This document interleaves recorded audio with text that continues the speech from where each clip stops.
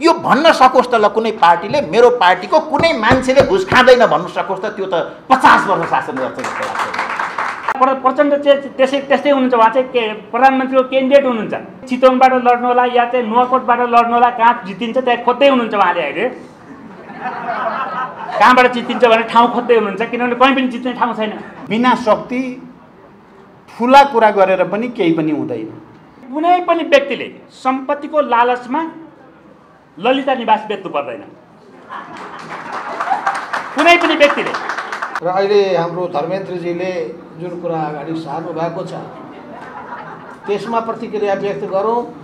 सिद्धान्तका ठुल्ठुला कुरा गरे पनि त्यसको केही अर्थ रहँदैन। प्रधानमन्त्री चाहिँ केही पनि गर्न सक्दैन, किनभने त्यसलाई हर बखतको चिन्ता भनेको चुनावदेखि चुनावसम्म होला। 3 करोड जनताको प्रतिनिधित्व गर्ने 2 करोड भोटमा 1 करोड 1 भोट न्यूनतम ल्याएर चुनिने कार्यकारी राष्ट्रपति हुनुपर्छ। त्यसको त उम्मेदवार चाहिँ म धर्मेन्द्रजीलाई भन्न चाहन्छु कि तपाईँ त राष्ट्रपतिमा उम्मेदवार बन्न खोज्नुभयो र एउटा कुनै निर्वाचन क्षेत्रमा जितेर देखाउनु पर्यो। एउटा तपाईँ निर्वाचन क्षेत्रमा जित्न सक्नुहुन्न, एउटा जिल्लामा तपाईँ जित्न सक्नुहुन्न भने अनि राष्ट्रपतिको निम्ति अहिले आकांक्षा नराख्नुहोस्। घुस नखाने नेताहरूको पार्टी जुन हुन्छ त्यही पार्टी आजको समाजवादी पार्टी हुन्छ। हामी र कमरेड प्रचण्ड भन्न मलाई वास्तवमा दुःख लाग्छ, किनभने अस्ति हामीसँगै थियौँ।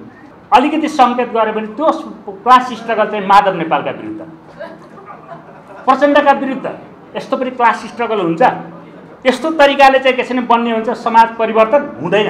कमरेड प्रचण्ड पटक पटक तपाईँले भन्नुभएको छ कि क्रमभङ्गताको तपाईँ एक हिसाबले 1914 पछाडि लेनिनको एउटा 1914 को आर्टिकलमा मैले क्रमभङ्गता देखाएको थिएँ। त्यस पछाडि तपाईँको डकुमेन्टमा देखेको हो यो क्रमभङ्गता अब फेरि जरुरी भयो मुलुकमा चाहिँ। तपाईँहरू कुरा गर्दै गर्दै गर्दै गर्दै गएपछि जङ्गली युगमा पुग्छ कम्युनिस्टहरू। अब यो नेपालमा अर्को तानाशाह जन्माउन खोजेको हो भने त्यो प्रणालीमा जाउँ, नभए त्यसले जनवादी नेता क्रान्तिकारी नेता जन्माउला भन्ने मलाई विश्वास छैन। मदन भण्डारीलाई विकास गर्ने उद्यममा लगाउने नयाँ नयाँ मदन भण्डारी निकाल्ने होइन, त्यही मदन भण्डारीलाई सुदका रूपमा हालेर यो कुद खाने। मदन भण्डारीलाई सुद बनाउने अनि कुद खाएर बस्ने। युद्धको दङदङीबाट यो जडताबाट पनि यो माओवादी चाहिँ निक्लन अब अगाडि बढ्ने हो। छोडिदिनुहोस्। प्रचण्ड कमरेडसँग पनि तपाईँहरूले प्रश्न नसोध्नुहोस्। रातारात पुँजीपति भइरहेका छन्, पैसा कमाइरहेका छन्। कोभिड आओस् वा नआओस्, अरू केही होस् वा नहोस्, अथवा मुलुक आर्थिक सङ्कटमा छ वा छैन, जेसुकै होस्, तर मान्छेहरूको पुँजी चाहिँ बढिरहेका छ। हाम्रो विकासको गफलाई कहिले रेलको कुरामा, कहिले पानी जहाजका कुरामा, कहिले भ्यू टावरका कुरामा पपुलिस्ट बनाएर विकासको बहसलाई चाहिँ हामीले बिगार्यौँ। 3 करोड मान्छे जनसङ्ख्या भएको ठाउँमा 36,000 तल त उज नै छन्, पद नै छन्, हामीसँग निर्वाचित हुने पद छन्। त्यसबाहेक तिनीबाट पाउने चाहिँ अरू सुविधाहरू, ठेक्का पट्टा नियुक्तिदेखि लिएर यो सारा कत्रो जनसङ्ख्या यसमा दौडिरहेका छ। बस हामीले यसलाई ब्रेक गरिदिनुपर्छ। को त क्लास स्ट्रगल कसका विरुद्ध हो त भन्दाखेरि देशभक्तिको मोर्चामा सच्चा देशभक्त शक्तिको रूपमा नेपालमा कुनै छन् भने ती कम्युनिस्टहरू मात्रै छन्। एउटा व्यक्तिवादी प्रवृत्ति छ र दोस्रो भनेको भ्रष्टीकरणको प्रवृत्ति छ। यो दुईटा प्रवृत्तिलाई हामीले निमित्यान्न पारेनौँ भने अहिले सरकारमा बस्नको लागि सिन्डिकेट किन बनाउनु परेको छ? अहिले चाहिँ कसको पार्टीले कति जित्छ र कति हार्छ भन्ने कुराको लेखाजोखामा विक्षिप्त किन बन्नु परेको छ पार्टीहरूलाई? यदि माधव नेपाल चाहिँ 3 करोडको नेतृत्व गर्ने हो र हामीसँग 2 करोड भोट छ भने 1 करोड 1 भोट न्यूनतम भोटले चाहिँ उहाँ निर्वाचित हुनुपर्छ। अहिले साथीहरू हामीले यो अध्ययन केन्द्रले गर्नुपर्ने कुरा के छ र हामी सबै कम्युनिस्टहरूले सबै नेपालको परिवर्तन चाहनेले गर्नुपर्ने कुरा के छ भने यो व्यक्तिको समस्या होइन, यहाँ माधव नेपालको समस्या होइन यो देशलाई परिवर्तन गर्ने। यो चाहिँ के छ भने केपी ओलीको समस्या होइन, प्रचण्डको समस्या होइन। केपी ओली जति बेला मलाई गिरफ्तार गरिएको थियो, म कस्टडीबाट निस्कने बित्तिकै मैले त्यति बेला प्रधानमन्त्री हुनुहुन्थ्यो, केपी ओलीलाई भेटेँ मैले त्यहाँ उसमा के भन्छ त्यो उसमा बालुवाटारमा। उहाँले मसँग के भन्नुभयो भन्दाखेरि नेभर फर्गेट क्लास स्ट्रगल। माओले भन्नुभएको छ, कमरेड भन्नुभयो, प्रधानमन्त्रीले नेभर फर्गेट क्लास स्ट्रगल। माओले भनेको कुरा कहिल्यै बिर्सनुहुन्न भन्नुभयो उहाँले। चाहिँ समस्या हो केपी ओलीको कुरामा त समस्या त छैन त, क्लास स्ट्रगलकै कुरा त हो यो। तर हामीले के गरिरहेको छौँ, कस्तो प्रकारको को हो त क्लास स्ट्रगल, कसका विरुद्ध हो त भन्दाखेरि अहिले म भन्न त मिल्दैन यहाँ, तर भन्दाखेरि तपाईँलाई निकै रोचक लाग्छ। अलिकति सङ्केत गरे भने त्यो क्लास स्ट्रगल चाहिँ माधव नेपालका विरुद्ध, प्रचण्डका विरुद्ध। यस्तो पनि क्लास स्ट्रगल हुन्छ, यस्तो तरिकाले चाहिँ कसरी बन्ने हुन्छ, समाज परिवर्तन हुँदैन।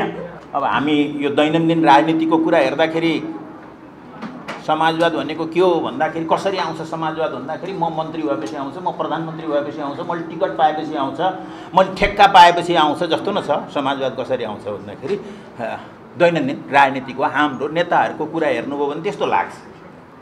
त्योभन्दा टाढा रहेर यसको सैद्धान्तिक, यसका व्यावहारिक, खास गरी समाजवाद, त्यो पनि नेपाली समाजवादको मार्गचित्र, यस्तो विषयमा तपाईँहरूले जुन कार्यक्रम राख्नुभयो, जुन उपस्थिति छ, जसरी काम गर्दै आउनुभएको छ, यसले चाहिँ क्रान्ति जिउँदो छ। साँच्चै नेपालमा क्रान्ति जिउँदो छ।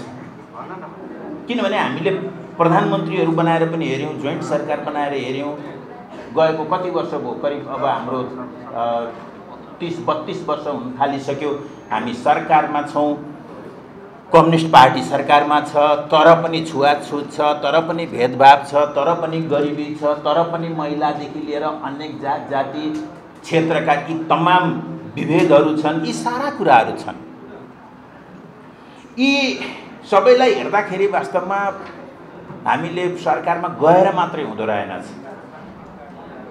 ती सरकारहरूले के गर्न पर्थ्यो, कम्युनिस्ट पार्टीले के गर्नु पर्थ्यो भन्ने कुराको एउटा साङ्गो पाङ्गो, त्यसलाई सैद्धान्तिक रूपमा, त्यसलाई ऐतिहासिक रूपमा, त्यसलाई विश्लेषण गर्ने, कमीहरू खुट्याउने र अगाडिका बाटोहरू प्रशस्त गर्ने काम चाहिँ यी कार्यक्रमहरूले गर्छन्। यसले गर्दाखेरि समाजवाद वास्तवमा यस्ता कुराहरूमै बढी जीवित रहन्छ भन्ने मलाई लाग्छ। त्यसका लागि म कमरेडहरू जो यसमा संलग्न हुनुहुन्छ तपाईँहरूलाई धेरै धन्यवाद दिन चाहन्छु। कार्यपत्रको कुरा गर्नुभयो, कार्यपत्र मैले हेरेँ। सामान्यतया अब यसमा पछाडि उहाँले जुन कुराहरूमा फोकस गर्नुभएको छ त्यसमा म अलिकति आफै पनि केही इलाबोरेट गर्छु। तर उहाँले सुरुमा जसरी यो अन्तर्राष्ट्रिय सन्दर्भ, समाजवादको प्रयोगका अन्तर्राष्ट्रिय सन्दर्भहरू, यसका केही सैद्धान्तिक सन्दर्भहरू लिएर आउनुभएको छ। मैले अलिक डराउनु भएको हो कि भन्ने लाग्छ मलाई चाहिँ। किनभने अब हामी सोझै समाजवादका लागि के गर्नुपर्छ, कसले ल्याउँछ, कसरी आउँछ, बाटो के हो, 1 2 3 4 5 भन्नुपर्ने ठाउँमा छ। अब हामीले समाजवाद, आज नेपाली खालको समाजवाद, नेपाली विशेषताको समाजवाद, समाजवादको नेपाली बाटो भन्न हुन्छ कि हुन्न भनेरै हाम्रो कमरेड ढकाल, डिपी ढकाल अलिक बढी डराउनु भएको हो कि, जसले गर्दाखेरि यो धेरै लामो सन्दर्भ लेख्नु भएको छ कि भन्ने लाग्छ मलाई। किनभने डर अब करिब सकिसक्यो, यस अर्थमा कि यो कुरा स्थापितै भइसक्यो। पहिला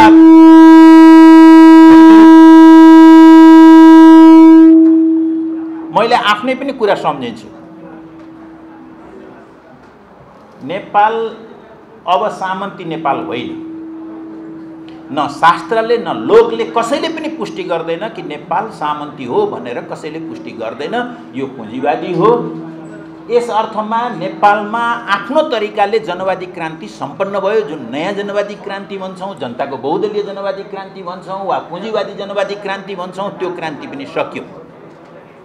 पुँजीवाद आयो, नेपालमा जनवादी क्रान्ति सकियो। अब जाने हामी समाजवादतिर हो।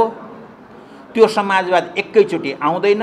यदि समाजवादलाई तपाईँले निजी सम्पत्तिको उन्मूलनको अर्थमा सोच्नुहुन्छ, बुझ्नुहुन्छ भने त्यो धेरै लामो प्रक्रिया हो, असाध्यै लामो प्रक्रिया हो। यसर्थ त्यो अहिले आउँदैन। यसर्थ यो मात्रामा आउँछ, अझै चरणमा आउँछ। त्यसमा उहाँले केही लेख्नुभएको पनि छ, चरणमा आउँछ भने आजको चरणमा हामीले कसरी अगाडि जाने हो भन्ने कुरा हामीले सोच्नुपर्छ। यसर्थमा अबको बाटो समाजवादी बाटो हो। नेपालमा जनवादी क्रान्ति सकियो भनेर मैले पहिलो पटक हाम्रो नेकपा एमालेको 8औं महाधिवेशनका लागि डकुमेन्ट लेख्दा म साँच्चै डराएको थिएँ, धेरै डराएको थिएँ। क्रान्ति सकियो। 6 सालदेखि सुरु भएको नयाँ जनवादी क्रान्तिको चरण सकियो र अब अर्को चरण सुरु भयो है भन्ने कुरा त्यो लेख्दाखेरि म धेरै डराएको थिएँ। करिब करिब 3 महिना लाग्यो मलाई त्यसमा हिम्मत जुटाउन कि यो, किनभने लोक हेर्दा मैले अहिले भनेको छु कि शास्त्र हेर्दा र लोक हेर्दा त्यही पुष्टि हुन्छ। तर ठुल्ठुला नेताहरू के भन्दैछन् भन्दाखेरि चाहिँ सामन्ती सत्ताका विरुद्ध लड्ने कुरा गर्दैछन्, जनताको बहुदलीय जनवाद त्यही भन्छ, माओवादी जनयुद्ध त्यही भन्छ हैन, 21औं शताब्दीको जनवाद त्यही भन्छ, यत्रा ठुला नेताहरू त्यसो भन्दैछन्। अनि म बबुरोले यो भन्दाखेरि के हुन्छ हालत भन्ने कुरामा म साँच्चै त्रस्त थिएँ। तर 8औं महाधिवेशनमा हामीले पेश गर्यौं, पेश गरेपछि त्यसमा खासै धेरै प्रतिक्रियाहरू आएन। एउटा कुरा अब विश्वस्त भइयो कि एमाले भित्र यो कुरा, यसको प्रतिक्रिया, यसमाथिको कुनै खण्डन आउँदै छैन भन्ने कुरा देखियो। पछि एकचोटि बाबुराम भट्टराईजी मेरो किताब आजको मार्क्सवाद र नेपाली क्रान्तिको उद्घाटनमा, त्यसको लोकार्पणमा उहाँ आउनुभएको थियो। उहाँले त्यतिखेरसम्म माओवादी केन्द्र विद्रोहकै कुरा गरिराखेका थियो, जहाँ जान्थ्यो मनमा विद्रोह राख्ने, मुखमा शान्तिको कुरा गर्ने भन्थ्यो। उहाँले त्यही एङ्गलबाट कुरा गर्नुभयो। मेरो कुराहरूको मतलब सामान्यतया मेरा निष्कर्षहरूको उहाँले खण्डन गर्नुभयो, केही प्रश्नहरू उठाउनुभयो, जुन प्रश्नहरू मैले वास्तवमा त्यो किताबमै लेखिसकेको थिएँ। Baburam Bhattarai politico economic rationale of people's war लेख्ने मान्छेले खण्डन गर्न नसकेपछि अब यी कुराहरू करिब करिब स्थापित भयो होला भन्ने लाग्यो र मलाई त्यो कार्यक्रम पछाडि अलि हिम्मत आयो कि भाइ हामी ठिकै कुरा गर्दैछौँ भन्ने लाग्यो। पछि अलिकति डर बाँकी थियो कमरेड प्रचण्डको। उहाँले हेटौडा कङ्ग्रेसमा गएर उहाँले एउटा प्रस्ताव पेश गर्नुभयो, प्रतिवेदन थियो र त्यो प्रतिवेदनमा एक लाइन लेख्नुभयो उहाँले कि नेपाली समाज हिजोको जस्तो अर्धसामन्ती र अर्धौपनिवेशिक छैन भन्ने एक लाइन लेख्नु भएको छ। त्यसो भएपछि वास्तवमा डर चाहिँ सकियो र त्यस पछाडि पनि यो दौरानमा भनेको त्यहाँदेखि अहिलेसम्म करिब करिब यो 15 वर्ष अझ योभन्दा बढी हामीले यो विषयमा धेरै छलफल गरिसकेका छौँ। बरु मैले एकचोटि कमरेड धर्मेन्द्रलाई यी साहित्यहरू हेर्नका लागि, विचार गर्नका लागि अनुरोध गर्छु। त्यसो भयो भने हामी, किनभने यत्तिकै हामीले भनेर मात्रै, चाहेर मात्रै, भावनाको कुरा गरेर, अहिले माधव कमरेड भन्दै हुनुहुन्थ्यो भावनाको कुरा गरेर मात्रै हुँदैन। यसलाई विज्ञानले, समाज विज्ञानले पुष्टि गर्न सक्दैन भनेदेखि हाम्रा जस्तासुकै क्रान्तिकारी कुरा पनि, जतिसुकै राम्रा कुरा पनि, दर्शनशास्त्रमा थेसिस अन फायरबाख केही नोटहरू छन् मार्क्सका, त्यो दार्शनिक हिसाबले यस अर्थमा महत्त्वपूर्ण छ। खास गरी हेगेलसँगको बहसमा, विवादमा उहाँले त्यहाँ लेख्नुहुन्छ, ए हेगेल गुरु, तिमीले भनेका कुरा सबै राम्रा होलान्, असल होलान्, ठिक होलान्, तर ती असल हुन्, ठिक हुन् भन्ने कुरा कहाँ पुष्टि गर्छौ? आकाशमा कि धरतीमा? तिमीले धरतीमै गर्ने हो भने यहीँ आऊ, होइन आकाशमै तिमीले ठिक र गलत पुष्टि गर्ने हो भने त्यससँग यो संसारको दिनचर्याको, मानव जीवनको इतिहासले सरोकार राख्दैन है भन्ने मार्क्सको बडा गहिरो एउटा दार्शनिक एउटा नोट छ। यस हिसाबले नै मैले भन्छु कि यो क्रान्ति भनेको मान्छेको जीवन बदल्ने कुरा हो। भावना, कल्पना मात्रै बहकिने कुरा चाहिँ होइन। भावना हुन्छ क्रान्तिमा, भावना हुन्छ जीवनमा, तर स्वयं त्यो भावनाले जीवनलाई हेर्छ कि हेर्दैन, त्यो जीवनसँग कतिको सम्बन्धित छ भन्न सकिएन भने क्रान्तिको कुरा, क्रान्तिको कविता मात्रै हुन्छ, क्रान्तिको अभिलाषा मात्रै हुन्छ। त्यस अर्थमा अब म यो कार्यपत्रका लेखक कमरेड डीपी ढकाललाई के भन्छु भने, तपाईँ यो लामो भूमिका नबाँधिकन र म हाम्रो ज्ञान केन्द्रको साथीहरूलाई बरु यो शीर्षकमा 1 दिन 2 दिन होइन, केही हप्ता चलाउनुहोस्, बहस चलाउनुहोस्, खुल्ला बहस चलाउनुहोस्, अलि व्यवस्थित बहस चलाउनुहोस्। त्यसो भयो भने हामी अलि चाँडै निष्कर्षमा पुग्छौँ होला भन्ने मलाई लाग्छ। यति भनिसकेपछि अब म चाहिँ खास गरी नेपालमा आजको चरणको, मैले अघि भनिसकेको छु कि नेपालमा समाजवाद चरण चरणमा आउँछ। यो जहीँ पनि त्यस्तै हो। फेरि हिजो सोभियतसम्म पनि त्यस्तै आएको थियो। 36 भन्दा अगाडिको एउटा चरण हो, एकदम ब्रोडली भन्दाखेरि त्योभन्दा पछाडिको अर्को चरण हो। अब माउथ के अरे यो चीनको कुरा गर्ने हो भने त त्यहाँ कतिवटा चरण भइसके, करिब करिब हरेक जसो महाधिवेशन एउटा चरण हुन्छ।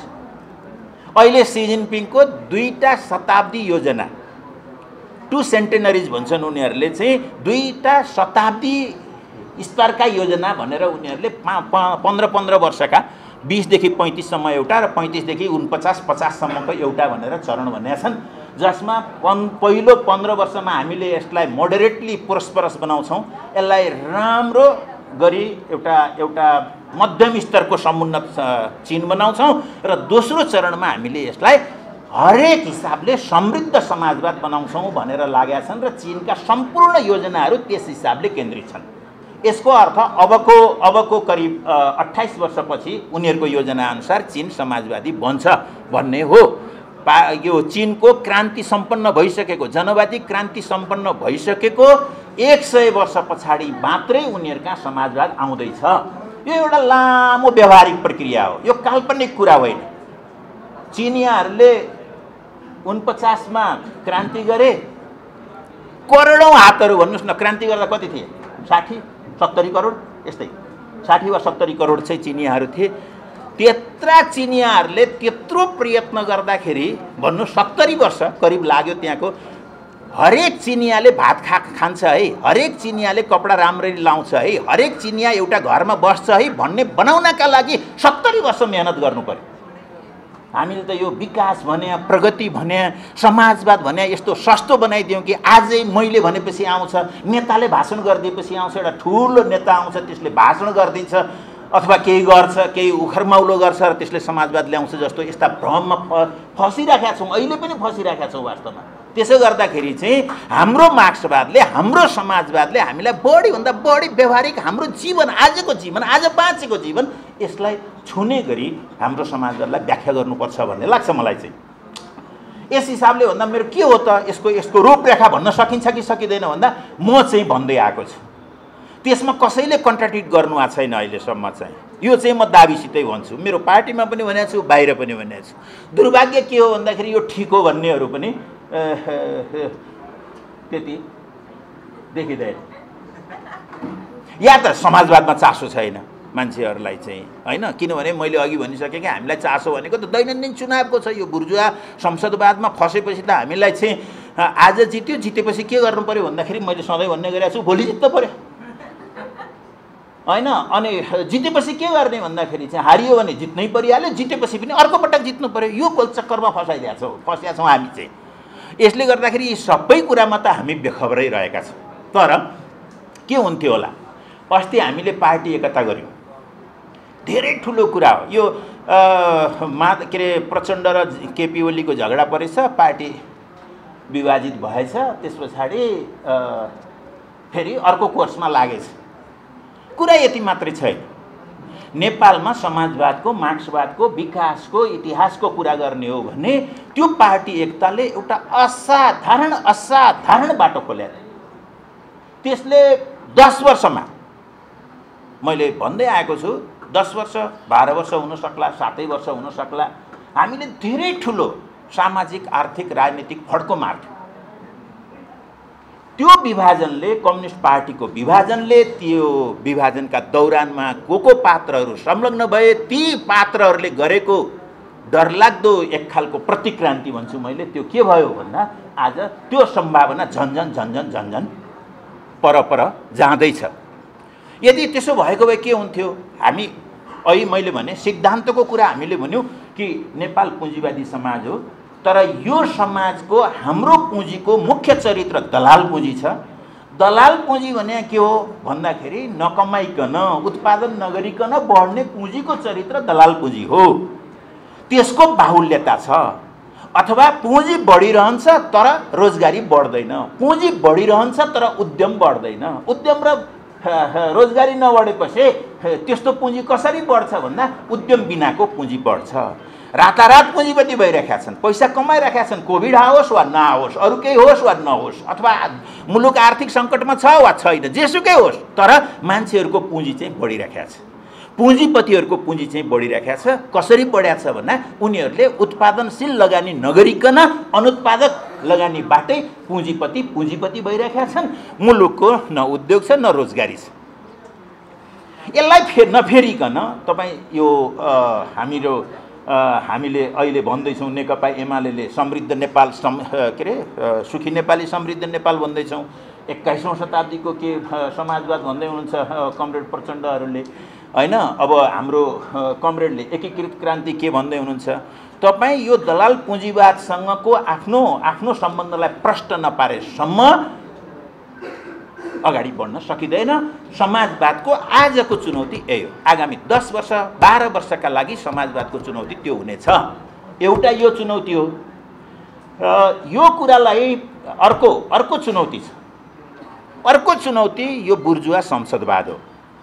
यो बुर्जुवा संसदवाद भनेर मैले यो संसद हिँडाइदिउँ, यो संसद काम छैन पनि भन्दै छैन। हामी जानुपर्ने यही वा अर्को तरिकाको के अरे संसदीय वा लोकतान्त्रिक बाटोबाटै जानुपर्ने छ।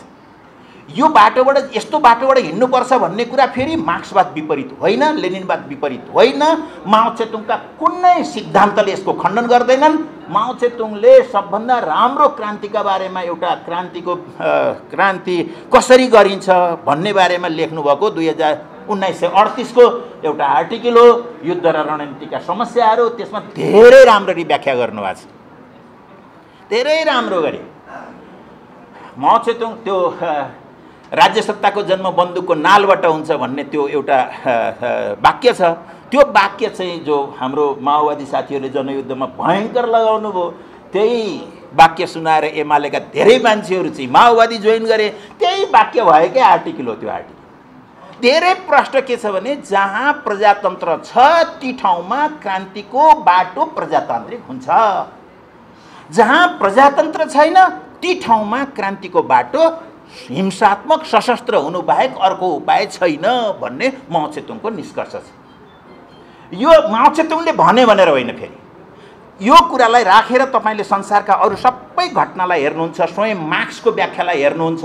अघि हाम्रो डिपीजीले पढ्नुभएको सुरुको प्याराग्राफको त्यही एउटा प्याराग्राफमा छ, त्यही प्याराग्राफ हो अथवा त्यससँग जोडिएको प्याराग्राफमा त्यसमा व्याख्या छ क्रान्ति कसरी हुन्छ भन्ने कुराको मार्क्सको व्याख्या छ।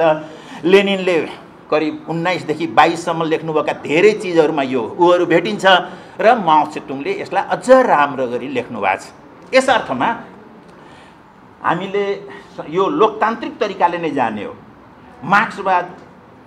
मार्क्सवादी परम्परा लोकतन्त्र विरोधी, निरङ्कुशताको पक्षधर, सर्वसत्तावादी हुँदै होइन, यो लोकतन्त्र पक्षधरै हो। विभिन्न व्यवहारमा जाँदाखेरि कहाँ कसरी गयो ती अरू कुराहरू। हाम्रा सन्दर्भमा के काम लाग्छ माओ त्से-तुङको भन्दा त्यही काम लाग्छ। जुन माओ त्से-तुङको काम लाग्दैन त्यो कुरा सिकेर होइन। जुन जिन्दगीमा हाम्रो जिन्दगीमा माओ त्से-तुङका काम लाग्छन् ती कुरा सिक्ने हो। कल्चरल रिभोल्युसन सिक्ने होइन।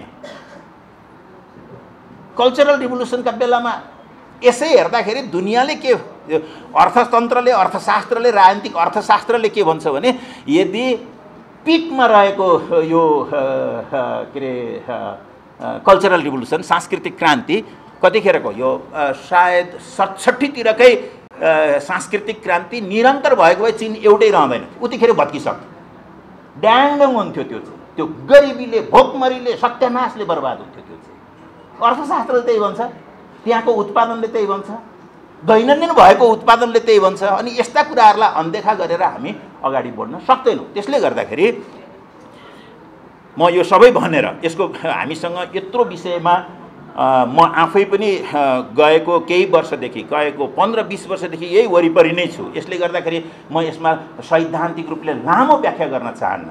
तर कार्यक्रमको रूपरेखा के हुन सक्छ भन्दाखेरि त्यसमा मैले भन्दै आएकै कुरालाई नै म यहाँ राख्न चाहन्छु। यस हिसाबले हेर्दा हाम्रो समाजवादको आजको चरण के हुन्छ? मैले अघि भनिसकेँ कि आज हामीलाई अगाडि बढ्न कसले रोक्छ भन्दा दलाल पुँजीवादले रोक्छ। दलाल पुँजीवाद भनेको के हो? जो उत्पादन नगरिकन पुँजी वृद्धि गर्ने हो, त्यसले रोजगारी दिँदैन।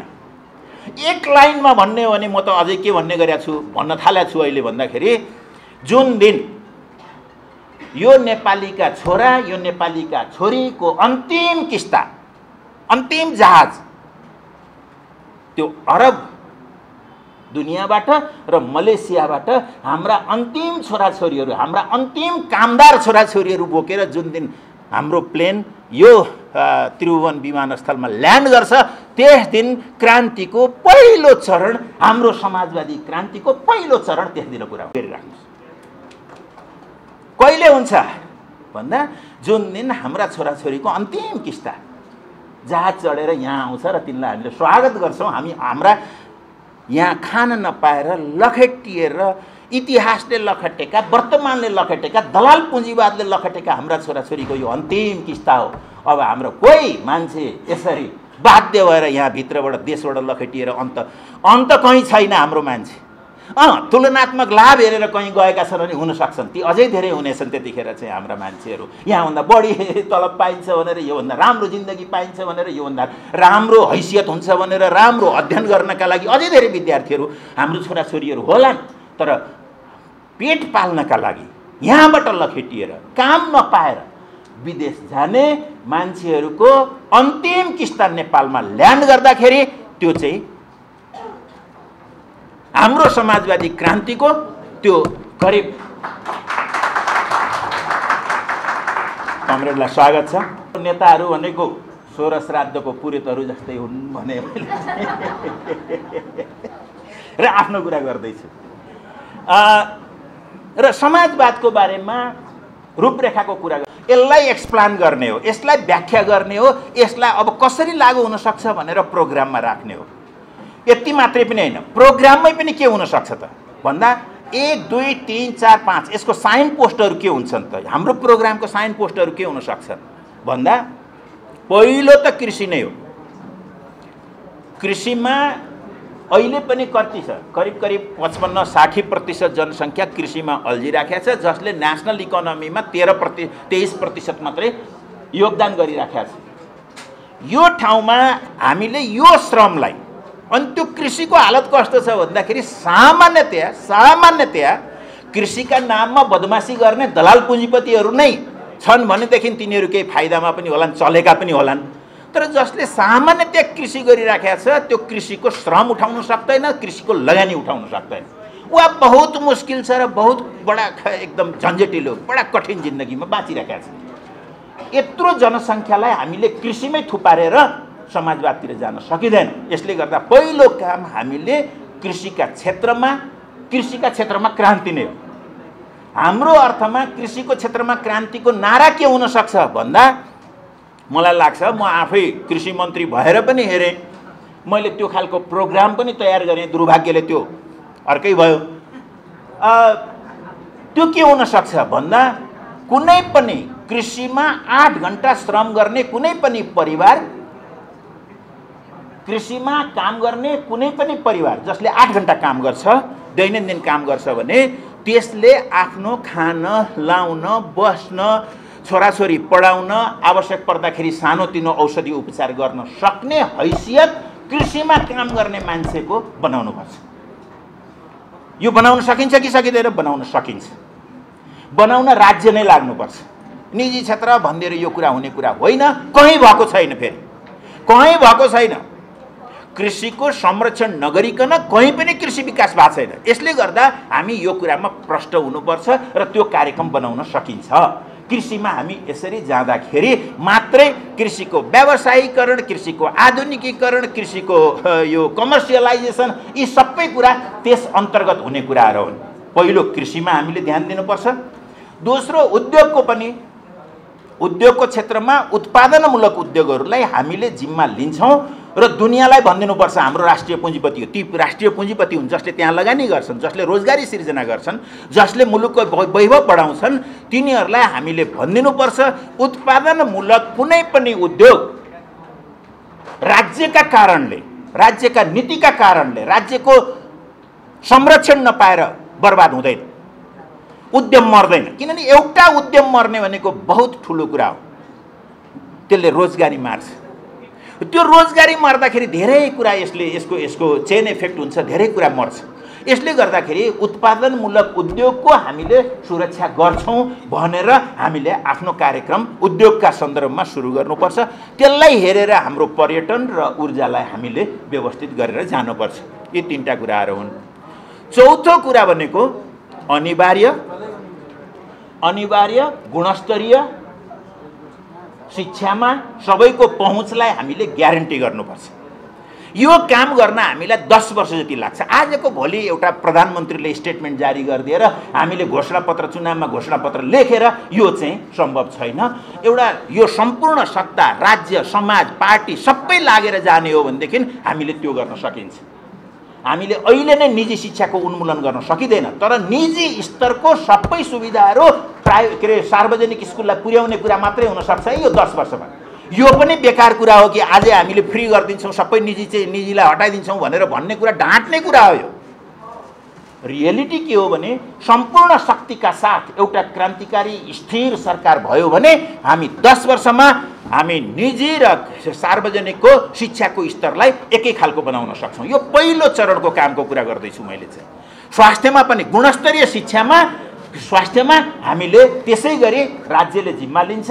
राज्यले जिम्मा लिन्छ भनेको सबै जनतालाई। आज 4 कोस हिँडेर आयो भने सिटामोल पाउँछौ भनेर राज्यले सुख पाउँदैन। आज हाम्रो कानुनले त्यस्तै गरेको छ। संविधानमा स्वास्थ्य सबैको पहुँचमा हुन्छ भनेका छौँ, तर त्यो संविधानको व्याख्या हामीले कानुनमा के गरिदियौँ भन्दाखेरि हाम्रा स्वास्थ्य चौकीहरूमा पाइन्छ। स्वास्थ्य चौकी कतिखेर 3 घण्टा 4 घण्टा 5 घण्टा हिँडेर आएर पाइन्छ। के पाइन्छ भन्दाखेरि चाहिँ सिटामोल पाइन्छ, कहिलेकाहीँ सिटामोल पनि पाइँदैन। यो अवस्थालाई अन्त्य गर्छौँ हामीले चाहिँ। यो 10 वर्षभित्रमा यो हालत हामीले अन्त्य गर्छौँ र हामी राम्रो आजको नेपाली स्ट्यान्डर्डको त्यो सुविधा जुम्लाको गाउँमा पनि हुन्छ, तराईका दलित गाउँमा पनि हुन्छ भन्ने कुरा आगामी 10 वर्षमा हामीले पुर्यायौँ भने समाजवादका लागि एउटा ठुलो धेरै ठुलो हाम्रा असाधारण भाषणहरूभन्दा असाधारण प्रशिक्षणहरूभन्दा त्यो असाधारण रूपले ठुलो कुरा हुनेछ। हामी यसरी जान्छौँ। यति गरिसकेपछि हामीले ख्याल गर्नुपर्ने कुरा के छ भने जुन गएको 70 वर्ष हाम्रो राजनीतिको एउटा प्रवृत्ति भनेको अस्थिरताको प्रवृत्ति हो। हामी अस्थिर भइराखेका छौँ। अस्थिरतालाई हटाउनका लागि राष्ट्रिय रूपमा हामीले के सङ्कल्प गरेर जानु पर्यो र अरू तमाम नीतिहरू बनाउनु पर्यो भने यसमध्येको सेन्ट्रल पोलिसी हाम्रो मुख्य नीति शान्ति क्षेत्रको घोषणा गर्नु। एउटा यो के स्थायी तटस्थताको नीति सिद्धान्त भन्ने गरिन्छ। अन्तर्राष्ट्रिय सिद्धान्तहरूमा स्थायी तटस्थताको वा हाम्रो अर्थमा शान्ति क्षेत्र हामी घोषणा गरेर जाउँ। यो पहिले नै पनि हामी 100 भन्दा बढी मुलुकहरूले समर्थन गरेको, अमेरिकाहरूले समेत समर्थन गरेको, अब भारतले मात्रै समर्थन गर्न बाँकी रहेको यो कुरालाई उठाउन हामी त्यसको अधिकारी हौँ हामी चाहिँ। त्यसले गर्दाखेरि यो हिसाबले हामी जाउँ। यसरी शिक्षा कृषि उद्योग पूर्वाधार त्यो खास गरी यो ऊर्जा र पर्यटनका पूर्वाधारहरू शिक्षा र स्वास्थ्य र विदेश नीतिमा यी कुराहरू हामीले नीति बनाएर जाउँ। यो चाहिँ आजको अझै मार्गचित्र तपाईले जुन भन्नुभएको छ यो नेपाली मार्गचित्र आजको इमिडिएट तात्कालिक नेपाली समाजको समाजवादको मार्गचित्र यही हो। यो भन्दा बाहेक केही हो भने छलफल गरौँ। म पटक पटक भन्दैछु यो भन्दा बाहेक केही हुन्छ भने छलफल गरौँ। हुन्न भने हाम्रो विकासको गफलाई कहिले रेलको कुरामा, कहिले पानी जहाजका कुरामा, कहिले भ्यू टावरका कुरामा पपुलिस्ट बनाएर विकासको बहसलाई चाहिँ हामीले बिगार्यौँ। होइन, हामी यहाँ मान्छेको कुरा गर्ने, हाम्रो विकासमा मान्छे हुनु पर्यो, त्यहाँ नेपाली हुनु पर्यो, नेपाली अवस्था हुनु पर्यो। यो सबै कुरा छोडेर आकाशमा उडेर हामीले हाम्रो समाजवाद निर्माण गर्न सक्दैनौँ। यो गर्न सक्दा दोस्रो चरणमा हामी हाम्रो भूमिलाई क्रमशः सार्वजनिक स्वामित्वतर्फ लैजान सक्छौँ। अहिले यो सम्भव छैन। तपाईले कृषिको उत्पादन भन्दा अन्यत्रका उत्पादनबाट अरू कामबाट उत्पादन गरेर तपाईँ राम्रो जिन्दगी पालिन सक्नुहुन्छ भन्ने कुराको ग्यारेन्टी नगरिकन भूमिलाई राष्ट्रियकरण गर्ने भन्नुभयो भनेदेखि त्यो लागू नहुने कुरा हो। त्यो 2 दिनमा जस्तोसुकै बलियो सत्ता पनि 2 दिनभित्र 24 घण्टाभित्र डढिहाल्छ। त्यो टिक्नै सक्दैन, टिक्ने कुरै हुँदैन, टिक्ने आधारै हुँदैन। त्यसले गर्दा हामी दोस्रो तेस्रो चरणमा हामी क्रमशः अर्को चरणको काम गर्नेछौँ। समाजवादको आर्थिक कार्यक्रमको मूलभूत बाटो यही हो भन्ने मलाई लाग्छ। म लेखक हाम्रो कमरेड प्रचण्ड हुनुहुन्छ, अरू साथीहरू हुनुहुन्छ, तपाईँहरूसँग यो प्रस्ताव राख्छ। योभन्दा बाहेक अरू केही हो भने भन्नुहोस् है, छलफल गरौँ है, यहाँ छलफल गरौँ, यो विषयमा छलफल गरौँ। म यो आह्वान गर्छु।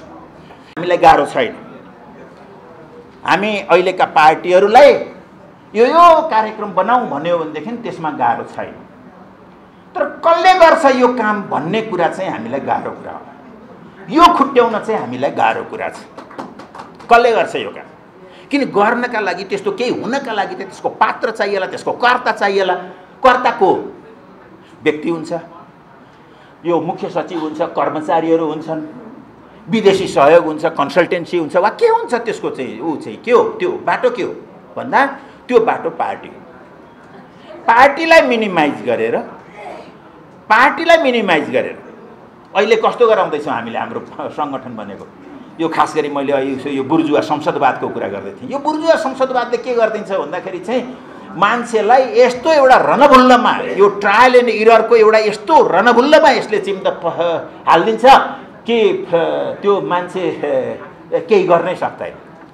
सांसद चाहिँ केही पनि गर्दैन, मन्त्री चाहिँ केही पनि गर्दैन, प्रधानमन्त्री चाहिँ केही पनि गर्न सक्दैन। किनभने त्यसलाई हर बखतको चिन्ता भनेको चुनावदेखि चुनावसम्मवाला हो। चुनावदेखि चुनाव बाहेक अरू केही गर्नै सक्दैन त्यसले चाहिँ। किनभने व्यक्ति चुनिन्छ। यसको सिद्धान्त के हो? यो लिबरल थियोरीको भन्दाखेरि यो पार्लियामेन्ट्री डेमोक्रेसीको यो सिद्धान्त के हो भने मान्छे, समाजले असल मान्छे चुन्छ, त्यसो गर्दा धेरै प्रतिनिधिहरूमध्ये एउटा असल मान्छे चुन्छ भन्ने मात्रै यसको सिद्धान्त हो। अनि असल चुनिएन भने के हुन्छ भन्दा अर्कोचोटि समाजले ठिकठाक पारिहाल्छ, असल त कुनै न कुनै दिन ल्याइहाल्छ। अनि अर्को दिन फेरि यस्तै इरर एन्ड ट्रायल भइरहन्छ।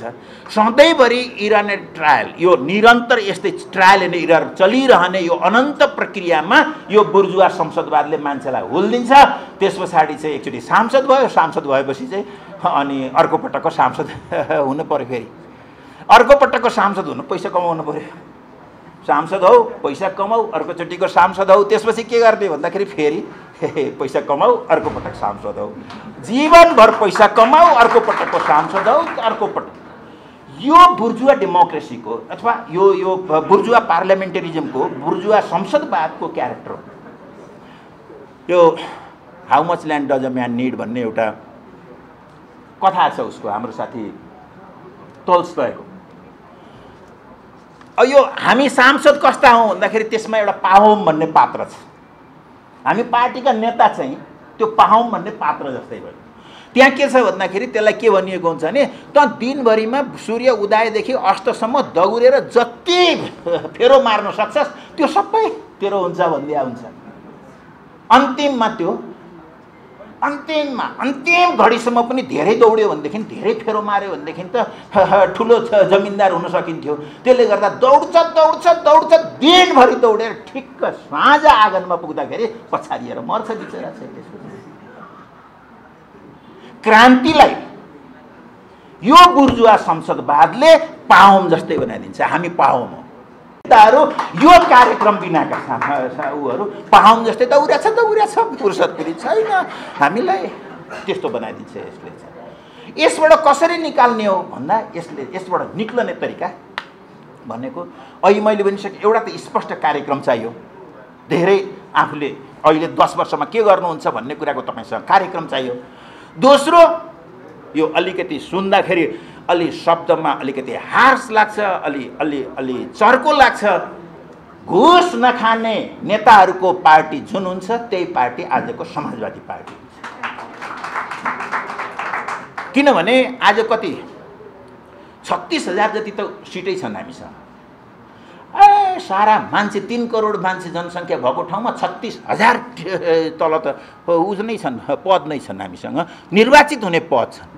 त्यसबाहेक तिनीबाट पाउने चाहिँ अरू सुविधाहरू, ठेक्का पट्टा नियुक्तिदेखि लिएर यो सारा कत्रो जनसङ्ख्या यसमा दौडिरहेको छ। बस हामीले यसलाई ब्रेक गरिदिनुपर्छ। यो प्रक्रियालाई ब्रेक गरिदिनुपर्छ र यो काम पार्टीले गर्ने हो। पार्टी कस्तो हुन्छ भन्दा आज बनाउने समाजवादी पार्टी कम्तीमा कमिटेड मान्छेले घुस खाँदैन, यो भन्न सकोस् त ल कुनै पार्टीले मेरो पार्टीको कुनै मान्छेले घुस खाँदैन भन्नु सकोस् त, त्यो त 50 वर्ष शासन गर्छ जस्तो लाग्छ। पार्टीको कुरा होइन, सबै राजनीतिक पार्टीको, हाम्रो जस्तो मुलुकका संसारभरिका पार्टीको यस्तै सङ्कट हो। यदि तिनीहरूभन्दा हामी फरक हौँ भने हामीले यो हिम्मत गर्नुपर्छ कि हामीले अब यो घुस नखाने मान्छेहरूको पार्टी बनाउँछ। दलाल पुँजीवादबाट ब्रेक गर्ने एउटै कुरा हाम्रो होल सिस्टममा त्यो हामी यो ठेक्काबाट, खानीबाट, बालुवाबाट, जङ्गलबाट, भन्सारबाट, करबाट, अर्काको फाइल बोकेर ठेक्कामा बदमासी गरेर हेराफेरी गरेर हाम्रो कुनै पनि पार्टीको सदस्य, नेता, कमिटेड मान्छे, कम्तीमा कमिटेड मान्छे, सदस्यको कुरा गर्न सकिँदैन भने पनि कमिटेड मान्छे, त्यो गाउँ कमिटीमा कमिटेड मान्छे पनि कम्तीमा यस्तो काममा छैन भन्न सक्ने पार्टी पहिलो समाजवादी क्यारेक्टर। त्यस्तो सङ्गठन भयो भने अघि मैले भनेको 10 वर्षको 12 वर्षको कार्यक्रम पुरा गर्न सकिन्छ। नत्र 12 वर्ष पछाडि हामीले यही भाषण गर्छौँ र अर्को ज्ञान केन्द्रले त्यतिखेर कार्यक्रम गर्यो भने यही कुरा दोहोऱ्याउँछौँ हामीले चाहिँ। त्यसो गर्दा हामी त्यस्तो पार्टी बनाऊँ र त्यो पार्टी एउटा ध्यान दिउँ, त्यो पार्टीको आधार समानतामा हुन्छ कि त्यो इन्टरनल डेमोक्रेसी ग्यारेन्टी गरेको हुन्छ। त्यो पार्टीमा त्यो कमिटीको चिफ र कुनै कमिटीको चिफ हुन्छ नि त, अध्यक्ष होला, सचिव होला, त्यो र अरू सदस्यका बिचमा सरदार र फलोअरहरूको सम्बन्ध हुँदैन। अहिलेका धेरै पार्टीहरूमा कमिटीको ऊ छ भनेदेखि ऊ सरदार हो, उसले आदेश गर्छ, अरूले तामेल गर्छ।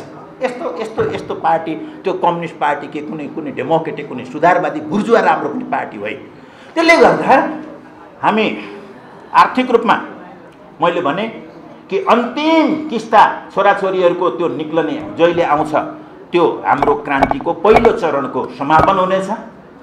अरब र मलेसियाबाट घुस नखाने सरदार नभएको पार्टी त्यस्तो पार्टी हुनेछ।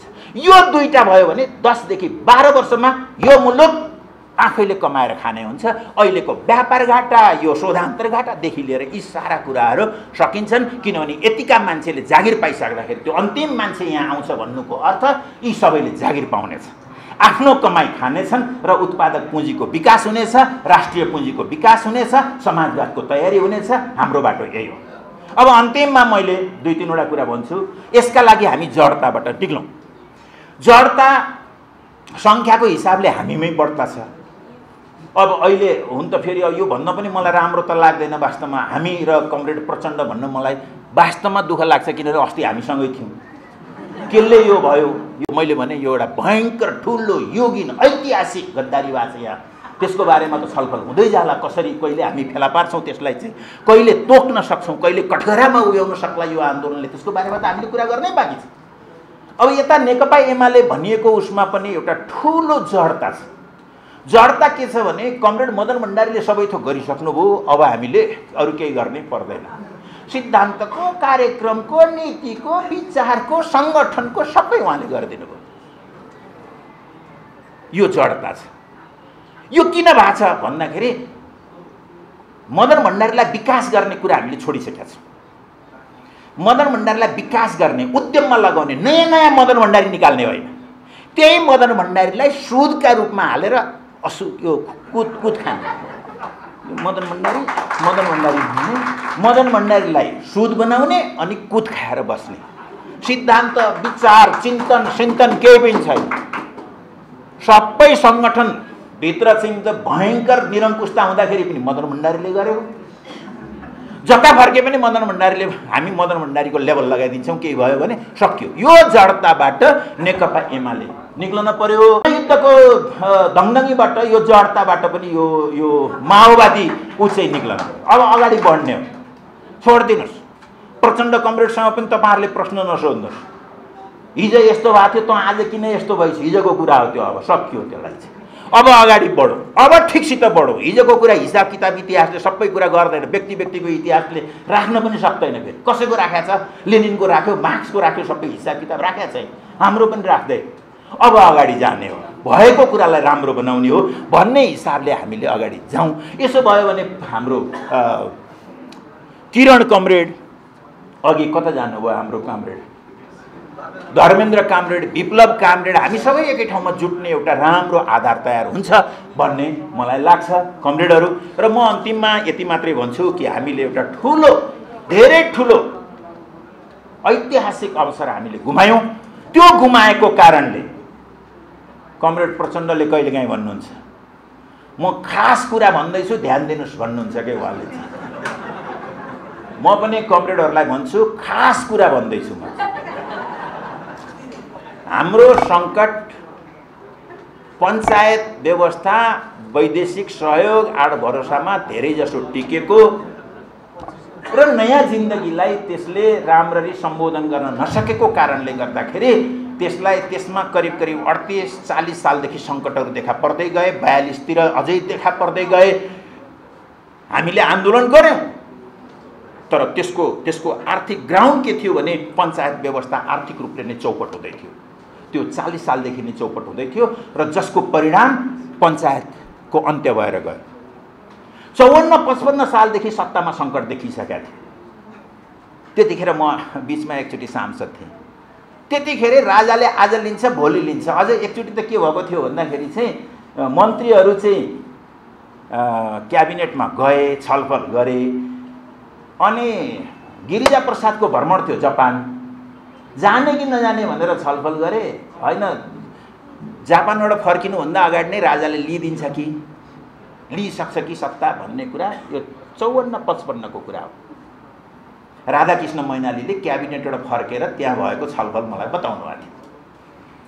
अनि अन्तिममा के भयो भने नेपाललाई यत्रो सहयोग गरेको, यति राम्रो सम्बन्ध रहेको यो दुईटा मुलुकका बिचमा, त्यही मुलुकमा जाँदाखेरि यो काम चाहिँ राजाले गर्दैन भनेर बिचरा त्यस्तो हिम्मत बाँधेर गिरिजा प्रसाद कोइराला जापान भ्रमण गर्नुभएको थियो। त्यो डेट त हेर्दाखेरि हुन्छ जहिले जापान भ्रमण गर्नुभयो।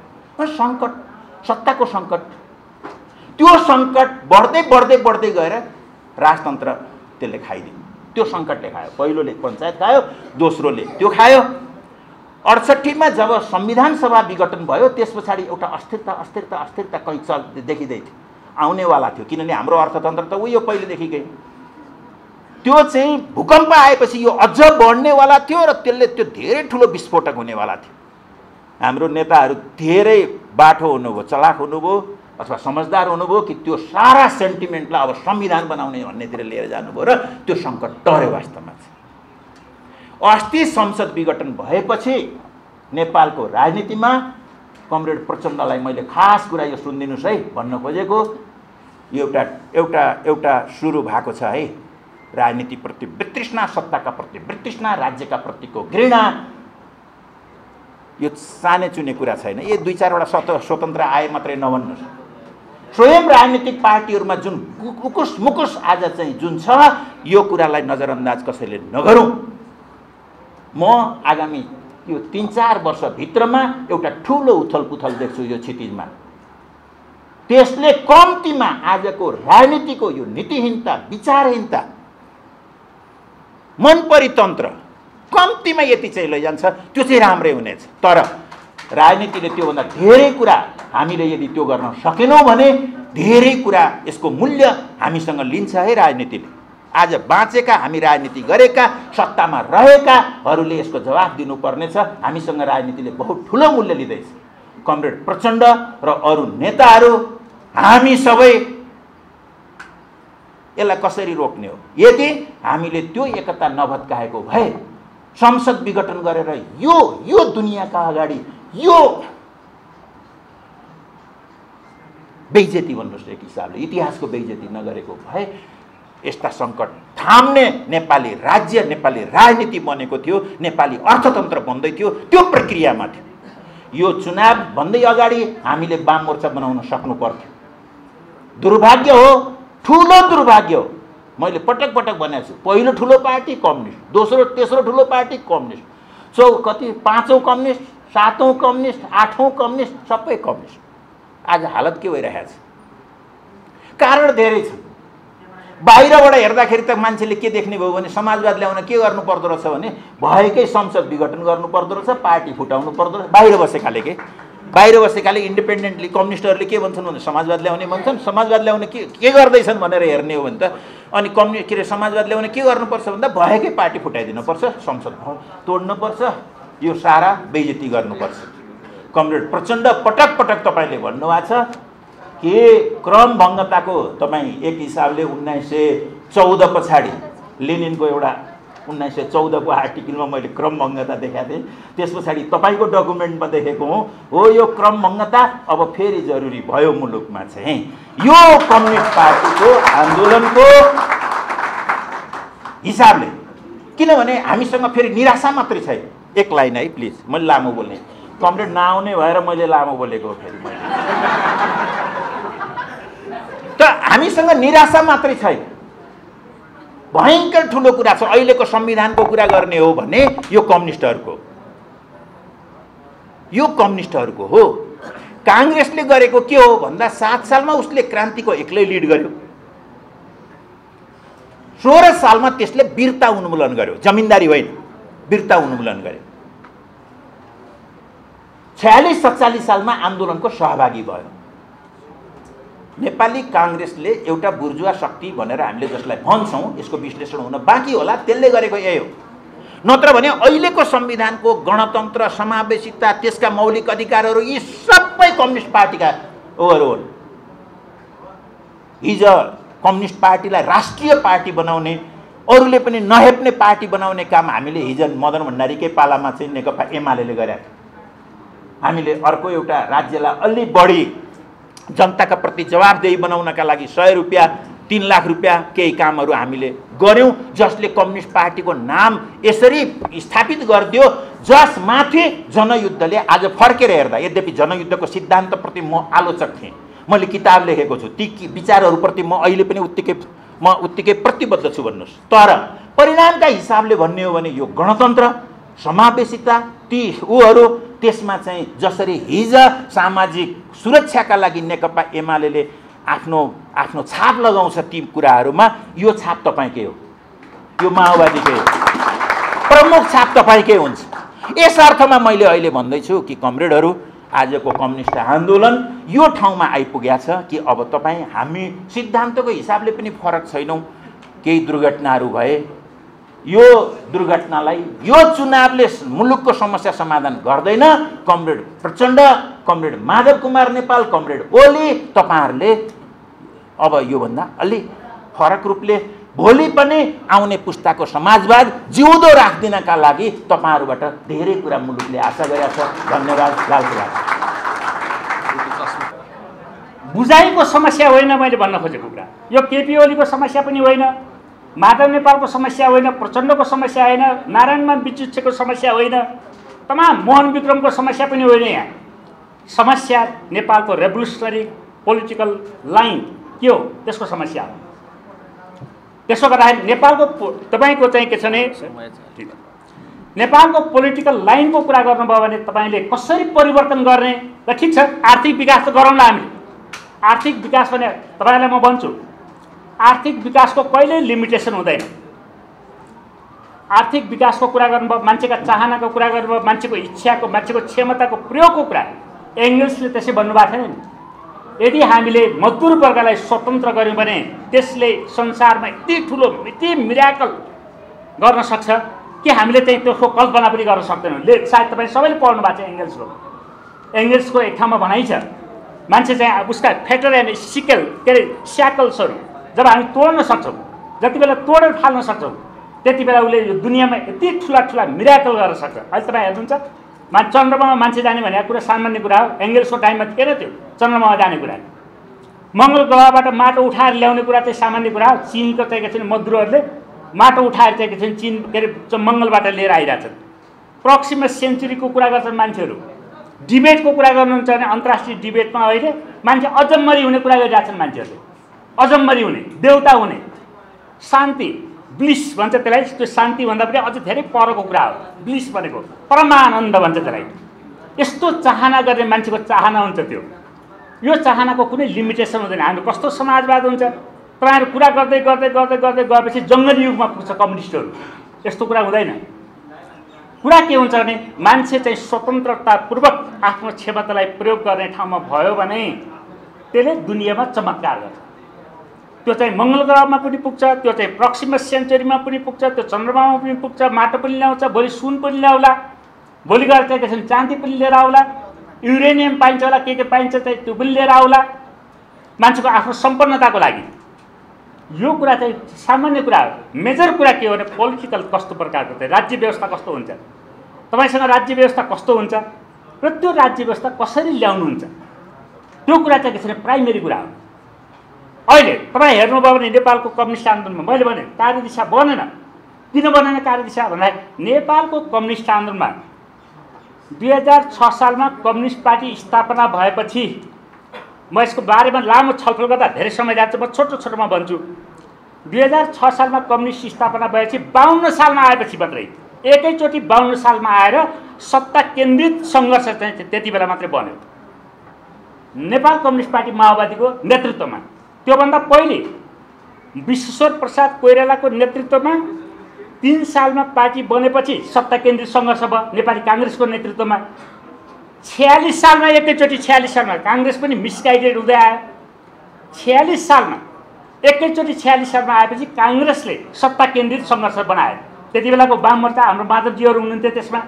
मेरो पार्टी, म भएको पार्टी नेपाल कम्युनिस्ट पार्टी मसाल संयुक्त राष्ट्रिय जनआन्दोलन बनाएको थियो 9 वटा पार्टीको, 5 वटा पार्टीको उहाँहरूले वाम मोर्चा बनाउनु भएको थियो। हामीले उहाँहरू चाहिँ काङ्ग्रेसकै आन्दोलनमा सहभागी बन्नुभयो। हाम्रो आन्दोलनले, हामीले चलाएको आन्दोलनले बाहिरबाट सहयोगीको भूमिका निर्वाह गर्यो। नेतृत्व कसले गर्यो भन्दाखेरि काङ्ग्रेसले गर्यो। किनभने उसको चाहिँ स्पष्ट दृष्टिकोण थियो। काङ्ग्रेसको स्पष्ट दृष्टिकोण के थियो? संवैधानिक राजतन्त्र, बहुदलीय प्रजातन्त्र भने सत्ता केन्द्रित थियो।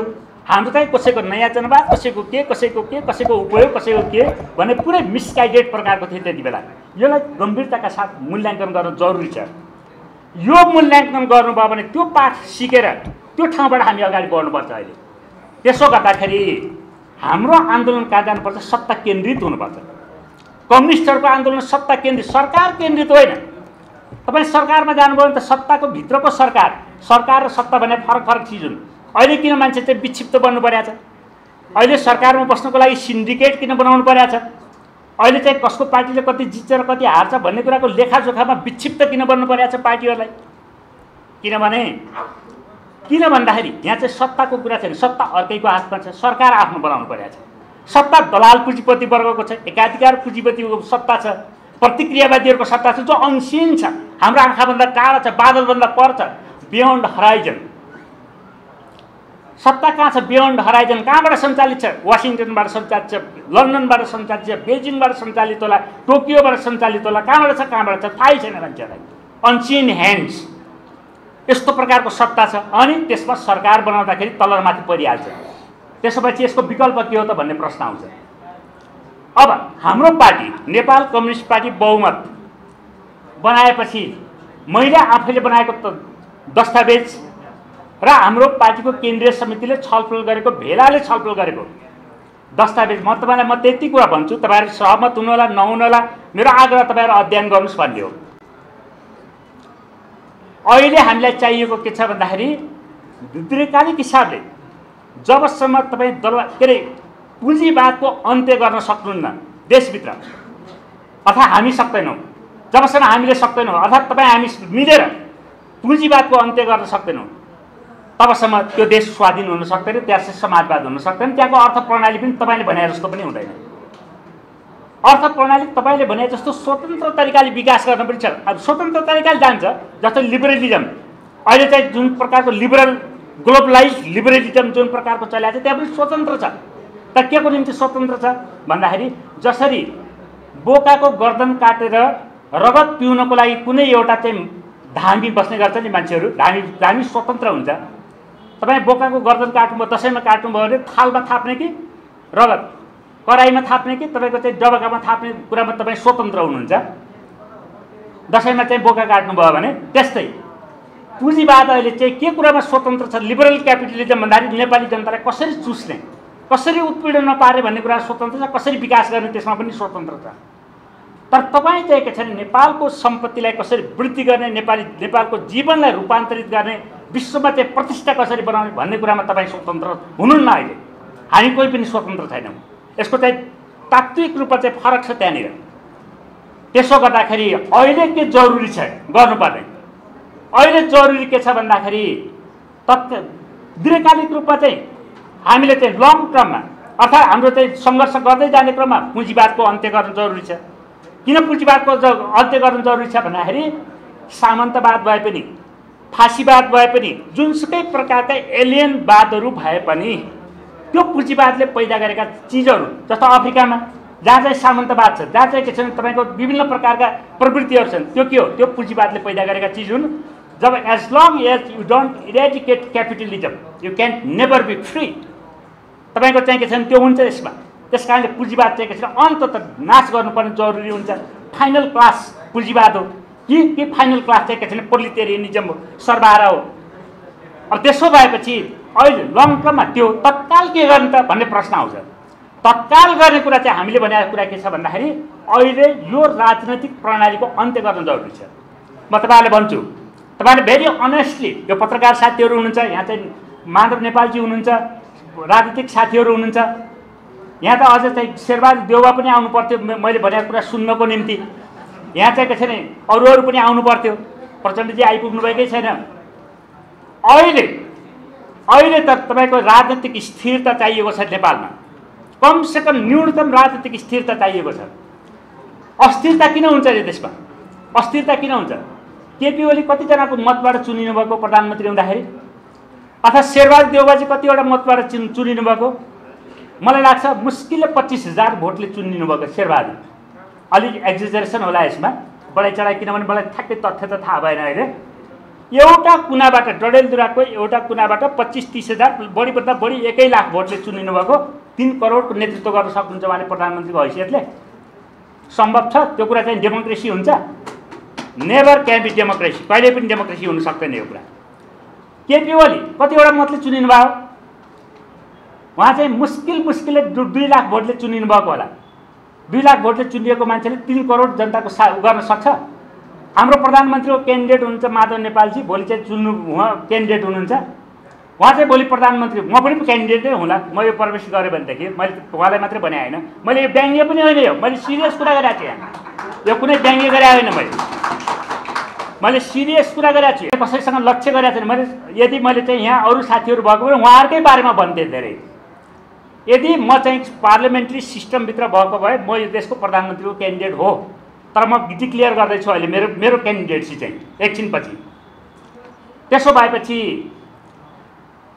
माधव नेपाल चुनिनु भयो भने कतिवटा भोटले, बढीभन्दा बढी 3 लाख भोटले चुनिन्छ। उहाँलाई राइट हुन्छ 3 करोडको गर्ने अधिकार हुन्छ? हुँदैन।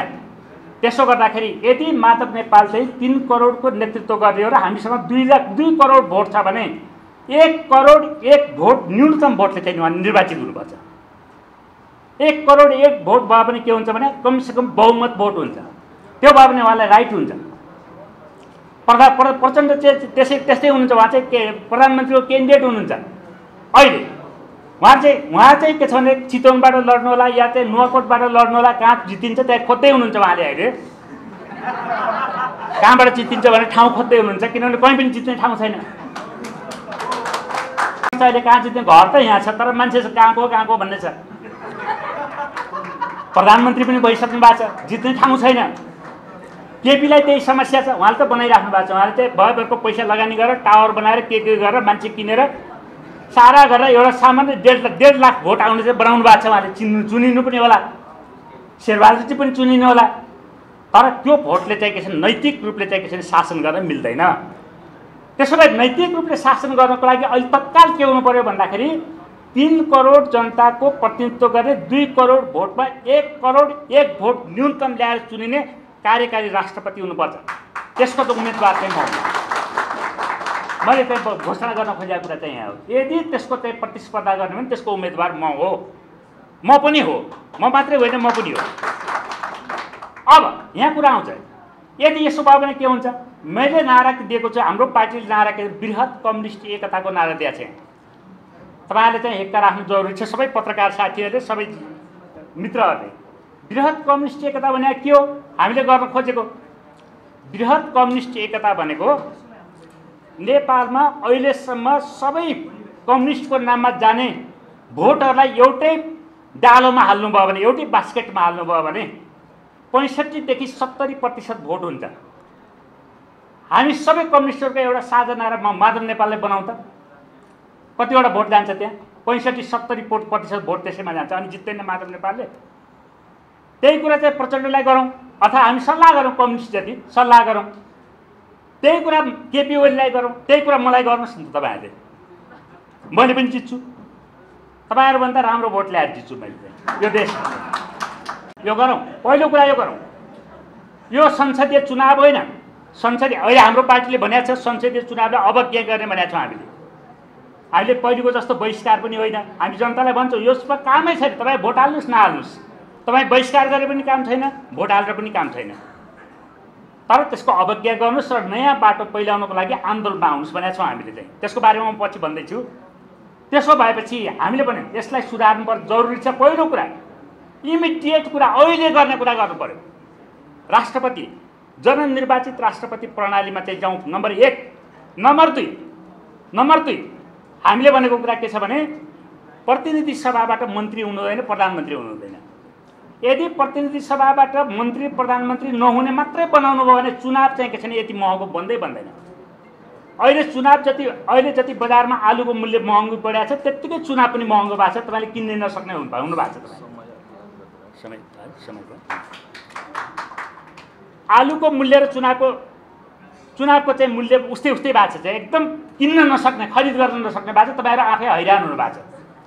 यो के कारणले भन्दाखेरि प्रतिनिधि सभाबाट मन्त्री, यसको बारेमा लामो व्याख्या गर्दा त धेरै समय जाने भयो, म गर्दैन, तपाईँले बुझिहाल्नुहुन्छ।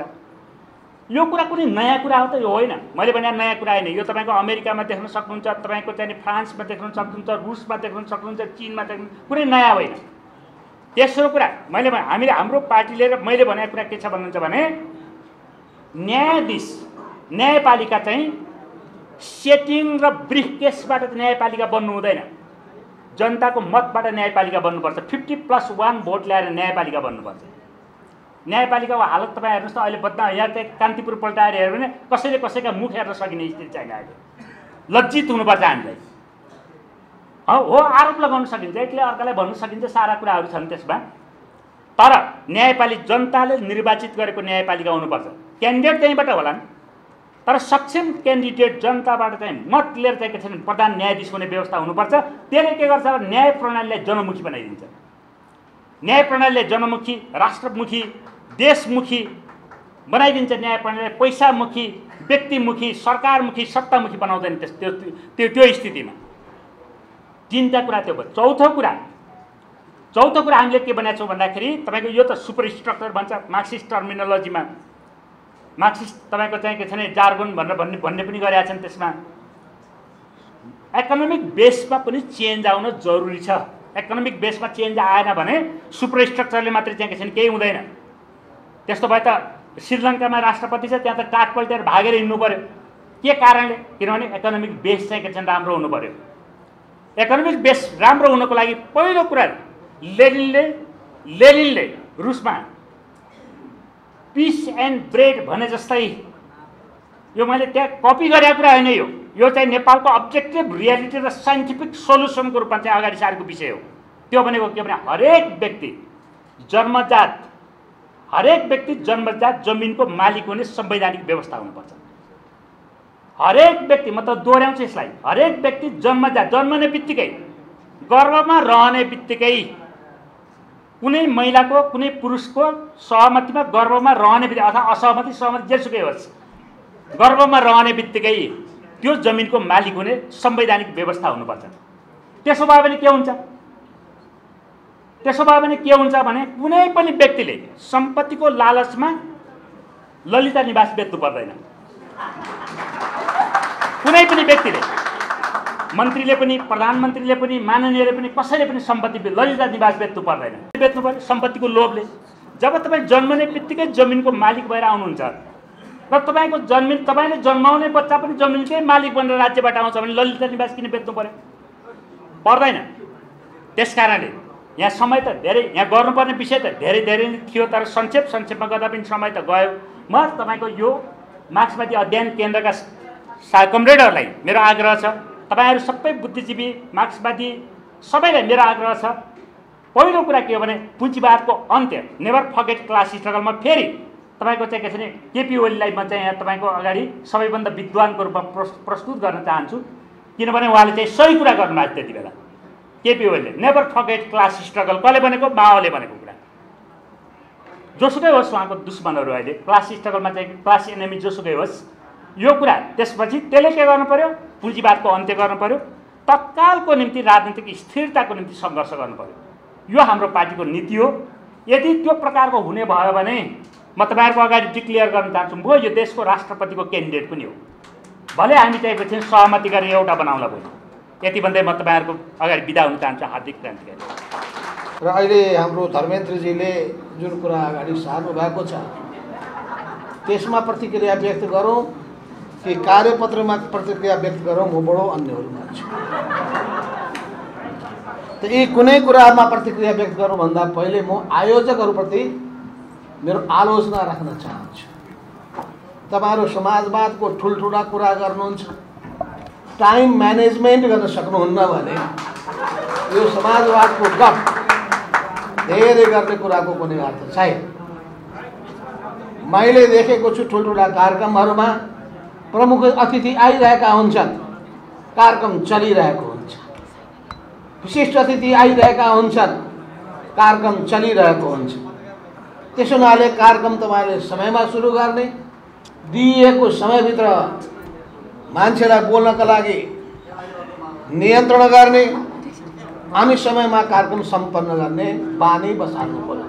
समाजवादको निम्ति पहिलो आधारभूत कुरा त्यो। पुँजीवादी देशमा जानुस्, समाजवादी देशमा जानुस्, समयको महत्त्व उनीहरूले बुझेका छन्। पुँजीवादीहरूले पनि बुझेका छन् र साम्यवादीहरूले पनि बुझेका छन्। कसले बुझेका हुँदैन भने सामन्तवादीहरूले बुझेका हुँदैन। उनीहरू आनन्द हुन्छ, घन्टौँ बिताएको छ, हप्तौँ बिताएको छ। त्यो सामन्तवादीहरूलाई टाइम साइमसँग कुनै मतलब हुँदैन। यो कृषि प्रधान अवस्थाको यो पुरानो चिन्तन मात्रै हो। औद्योगिकरणको युग सुरुवात भएदेखि समयको अत्यन्तै मिनट सेकेन्डको महत्त्व हुन्छ। अहिले म भारतमा भएको भए टाइमभन्दा बढी बोल्ने बित्तिकै कलर समातेर ठ्याक्क राखिदिन्छु। म गएको छु त्यहाँ भारतका कार्यक्रमहरूमा, जो उद्घोषक हुन्छ यति कडा हुन्छ, दिएको समयभन्दा 1 मिनट पनि बढी बोल्यो भने कलर समात्छ, राखिदिन्छ। अब कलर समात्न आउँदैछ भने डरले ऊ आफै सकिदिन्छ। मलाई बोलाएको थियो एउटा कार्यक्रममा, जम्मा कार्यक्रम भयो 1.5 घन्टा। बोल्ने मान्छे भए 20 जना, तर कार्यक्रम टाइममा सुरु गरे, टाइममा सम्पन्न गरे। एउटाले अलि टाइम मिस्दै थियो, 1 मिनटको समय दिएको, 2 मिनट जान खोज्दै थियो, ठ्याक्क चाहिँ अगाडि आउने बित्तिकै सुट्ट बसिहाल्यो। त्यो सिपिआइएमएलको पनि कार्यक्रममा मैले त्यही देखेँ। उद्घोषक पात्रो देख्यो भने सातो जान्छ। म दक्षिण कोरियामा गएको थिएँ, त्यहाँको कार्यक्रममा चाहिँ समय दियो एकजनालाई 45 सेकेन्ड। 45 सेकेन्डमा उसले आफ्नो भाषण सक्यो। अर्कोलाई दियो 1 मिनट। मलाई समय दिएको थियो, प्रमुख अतिथि म थिएँ, मलाई कानमा खुसुक्क भन्यो 5 to 10 मिनट्स। अनि मैले 7 मिनटमा भाषण सकेर बसेँ। यो सबभन्दा पहिले हामी आफ्नो कार्यशैलीमा, बानी बेहोरामा सुधार गर्नुपर्छ। समाजवादको पहिलो कुरा के हो भने वैज्ञानिक नियमको पालना गर्ने। र अब अर्को कुरा म भन्न चाहन्छु, जहिले पनि कम्युनिस्टहरू यथार्थवादी हुन्छ। पुरानो सन्दर्भको कुरा ल्याउनुभयो हाम्रो धर्मेन्द्रजीले, त्यसमा अलिक करेक्सन गर्नुहोस्। 28 सालमा होइन, 2031 सालको जेठ 14 र 15 गते यो 2 दिन 2 जना नेता बसेका थियौँ। झापाको पार्टीको नेता सिपी मैनाली, मोरङ पार्टीको नेता माधव नेपाल। ये 2 जना हामी बसेर क्रान्तिकारी अपिल नामको अपिल प्रकाशित गरेका थियौँ। 31 सालको जेठ 14 र 15 गते विराटनगरको रानीमा र रानीमा पनि मेरै डेढा। त्यसपछि 32 सालको जेठ 24 र 25 गते कोर्डिनेसन केन्द्रको हामीले स्थापना गरेका थियौँ। तर स्थापना गर्दाखेरि 8 जना नेता मध्ये 6 जना त्यहाँ पुग्नुभयो, 2 जना नआए पनि हामीले 8 जनालाई संस्थापक नेता भन्यौँ। 8 जना मध्ये सीपी मैनाली सचिव र पोलिट ब्युरो मेम्बर म थिएँ र 1 जना अर्को भारतका नक्सल आन्दोलनका नेता थिए। उनी पछि गए, मारिए, आदि इत्यादि। अब जहाँसम्म 31 सालमा या 32 सालमा रहँदाखेरि दक्षिणपन्थी होइन, त्यो उग्र वामपन्थी भड्काउ हाम्रो दिमागमा थियो। हामीले A1 area, 1 unit, 1 squad, 1 action को नीति अगाडि सारेका थियौँ। त्यसपछि जमिनदार दलाल खतम अभियानलाई मूल हाम्रो उद्देश्य अगाडि लिएका थियौँ। त्यसो हुँदा त्यतिखेरको चाहिँमा उग्र वामपन्थी चिन्तनहरू हामीमा व्याप्त थिए। अब पछि गएर दक्षिणपन्थी भयो कि यथार्थवादी भयो त्यो हामी विश्लेषण गरौँ। तर समाजको यथार्थतालाई जसले बुझ्न सक्दैन, जनताको चेतनालाई जसले बुझ्न सक्दैन, जनताको चेतनामा, जनताको दिमागमा परिवर्तनको निम्ति जसले भूमिका निर्वाह गर्न सक्दैन, जनतालाई आफ्नो वरिपरि गोलबन्द गर्न सक्दैन, त्यो पार्टीले परिवर्तनको अगुवाई गर्न सक्दैन। त्यसो हुनाले यहाँ सङ्ख्याको कुरा ल्याउनु भयो कि बहुमत जनताले भोट खसालेपछि त्यो क्रान्तिकारी हुँदैन। श्रीलङ्कामा राष्ट्रपतिको चुनाव चुन्नेको प्रणाली भएको हुनाले त्यो ठिक हो भन्ने कुरा होइन। श्रीलङ्का मान्छे आजित भइसकेका छन् र यो प्रणाली सबैभन्दा खतम प्रणाली हो भनिरहेका छन्। फिलिपिन्सका जनता वाक्क दिक्क भइसकेका छन्। प्रत्यक्ष रूपमा आएका राष्ट्रपति कति तानाशाह हुन्छन् भने उनीहरूले भोगिसकेका छन्। अब यो नेपालमा अर्को तानाशाह जन्माउन खोजेको हो भने त्यो प्रणालीमा जाउँ, नभए त्यसले जनवादी नेता, क्रान्तिकारी नेता जन्माउला भन्ने मलाई विश्वास छैन। त्यसो हुनाले प्रणालीको चाहिँ विश्लेषण भनेको यो शासन प्रणालीको आधारले मात्रै हुँदैन, त्यसको आर्थिक सम्बन्ध, सामाजिक सम्बन्धसँग जोडिएको हुन्छ, उत्पादन सम्बन्धसँग जोडिएको हुन्छ। अर्थात् त्यो समाज समानतामा आधारित समाज निर्माण गर्ने उद्देश्यमा कति अगाडि बढिरहेको छ, न्यायको स्थापना गर्ने कुरामा कति अगाडि बढिरहेको छ, विकासको बाटोमा कति लम्काउन सकिएको छ।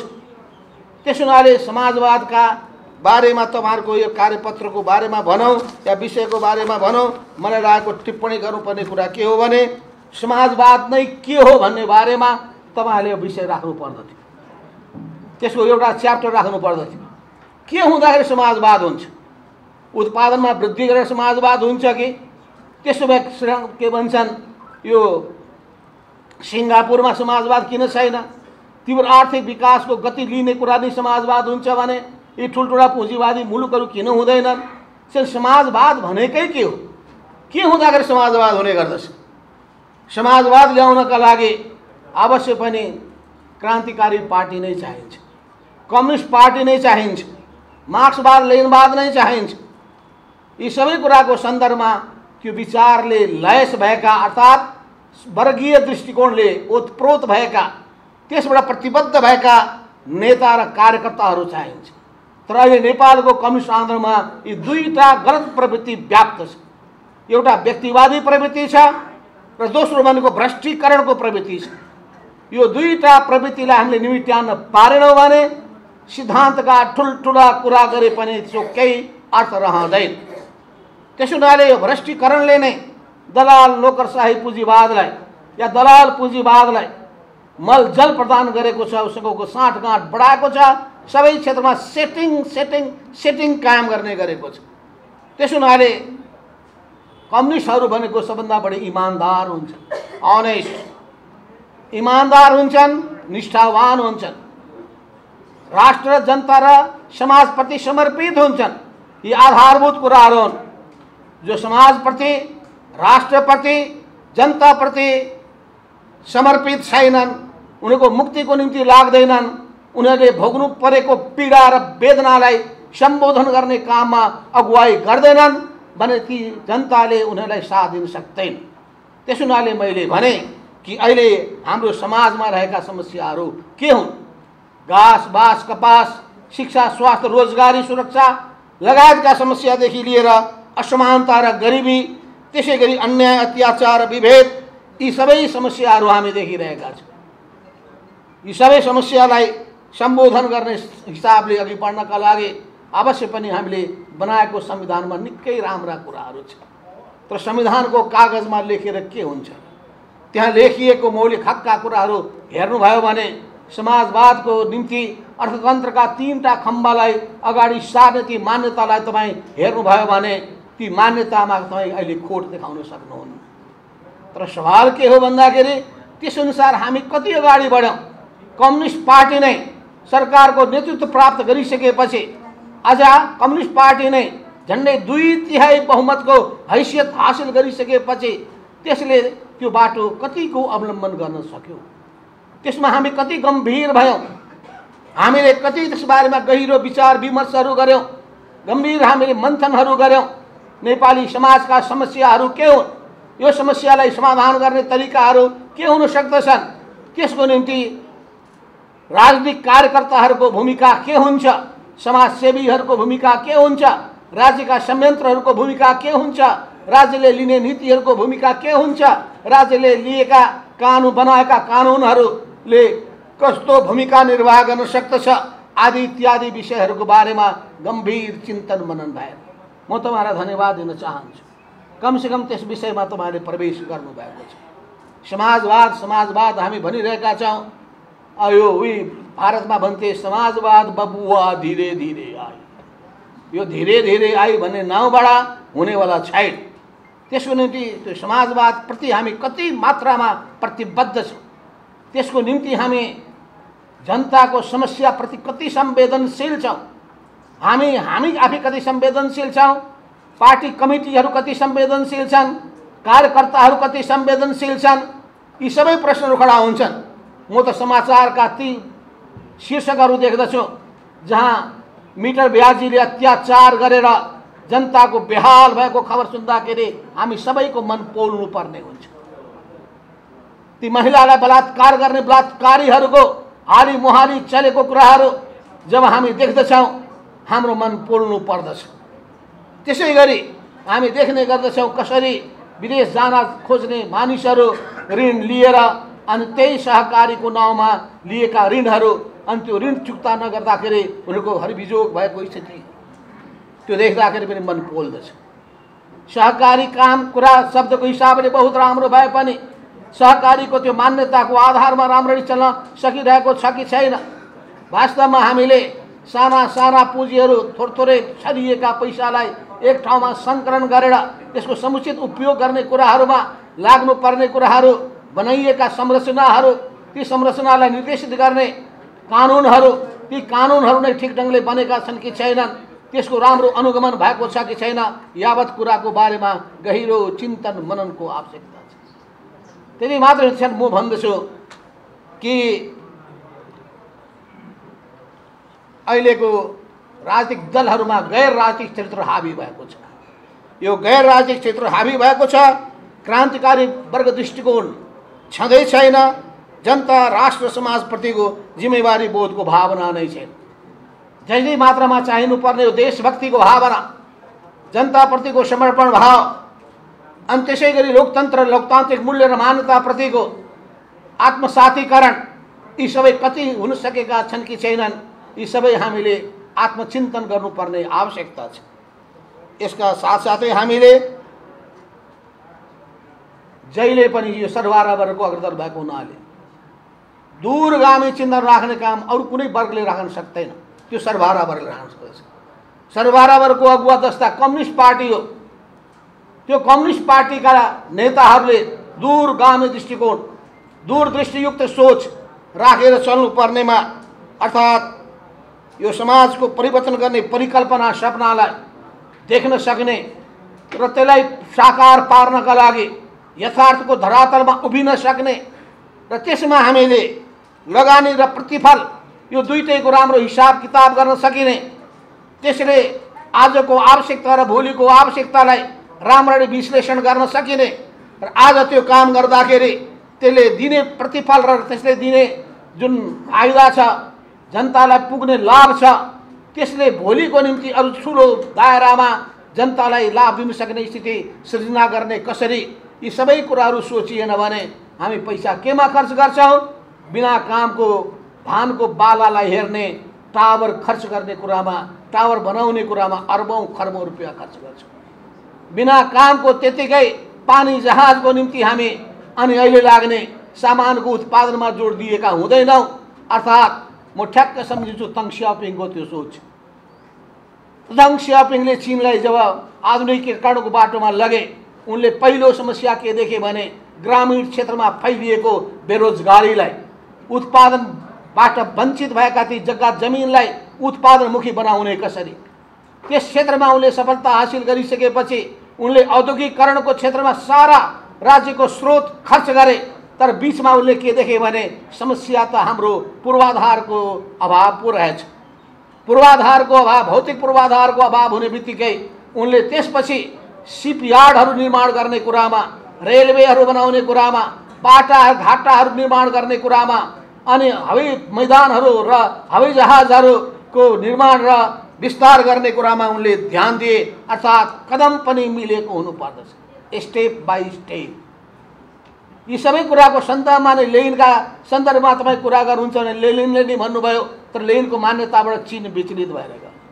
लेनिनले के भन्नुभएको थियो भने समाजवादको बारेमा दुईटा कुरा, समाजवाद प्लस औद्योगिक विद्युतीकरण, electrification plus socialism is equal to communism भन्नुभएको थियो। कसरी होला भनेर मान्छेको दिमाग घुम्न सक्दछ। यसको कारण के हो भने विज्ञान र प्रविधिको अधिकतम उपयोग गर्न सक्नु पर्दछ भन्ने सोच त्यही बेलामा लेनिनले अगाडि सार्नु भएको थियो। लेनिनले दोस्रो कुरा भन्नुभएको थियो। दोस्रो कुरा के भन्नुभएको थियो भने जसले काम गर्दैन उसले खान पाउँदैन भन्नुभएको थियो।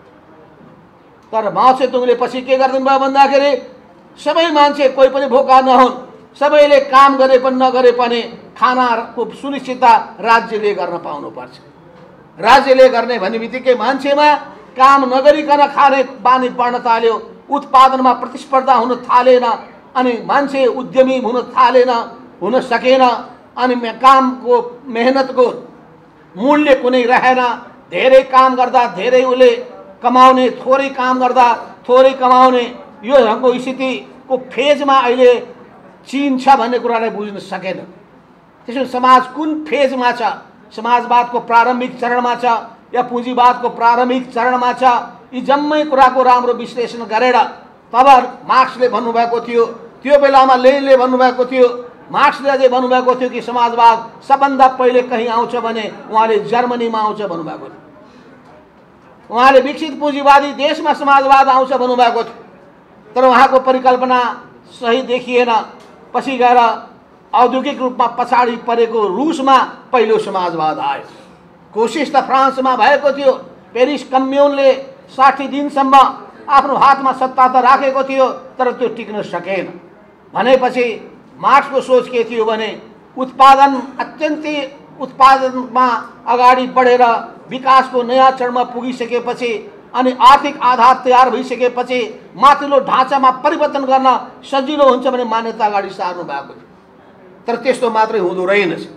लेनिनले उहाँले देख्नुभयो कि जबसम्म जनताको चेतनालाई ध्यानमा राखिकन अगाडि बढिएन भने जनताको बीचमा जान सकिँदैन, जनताको विश्वास जित्न सकिँदैन, अनि उहाँले निर्वाचन प्रणालीलाई पनि उपयोग गर्नुपर्छ भन्ने मान्यता अगाडि सार्नु भएको थियो।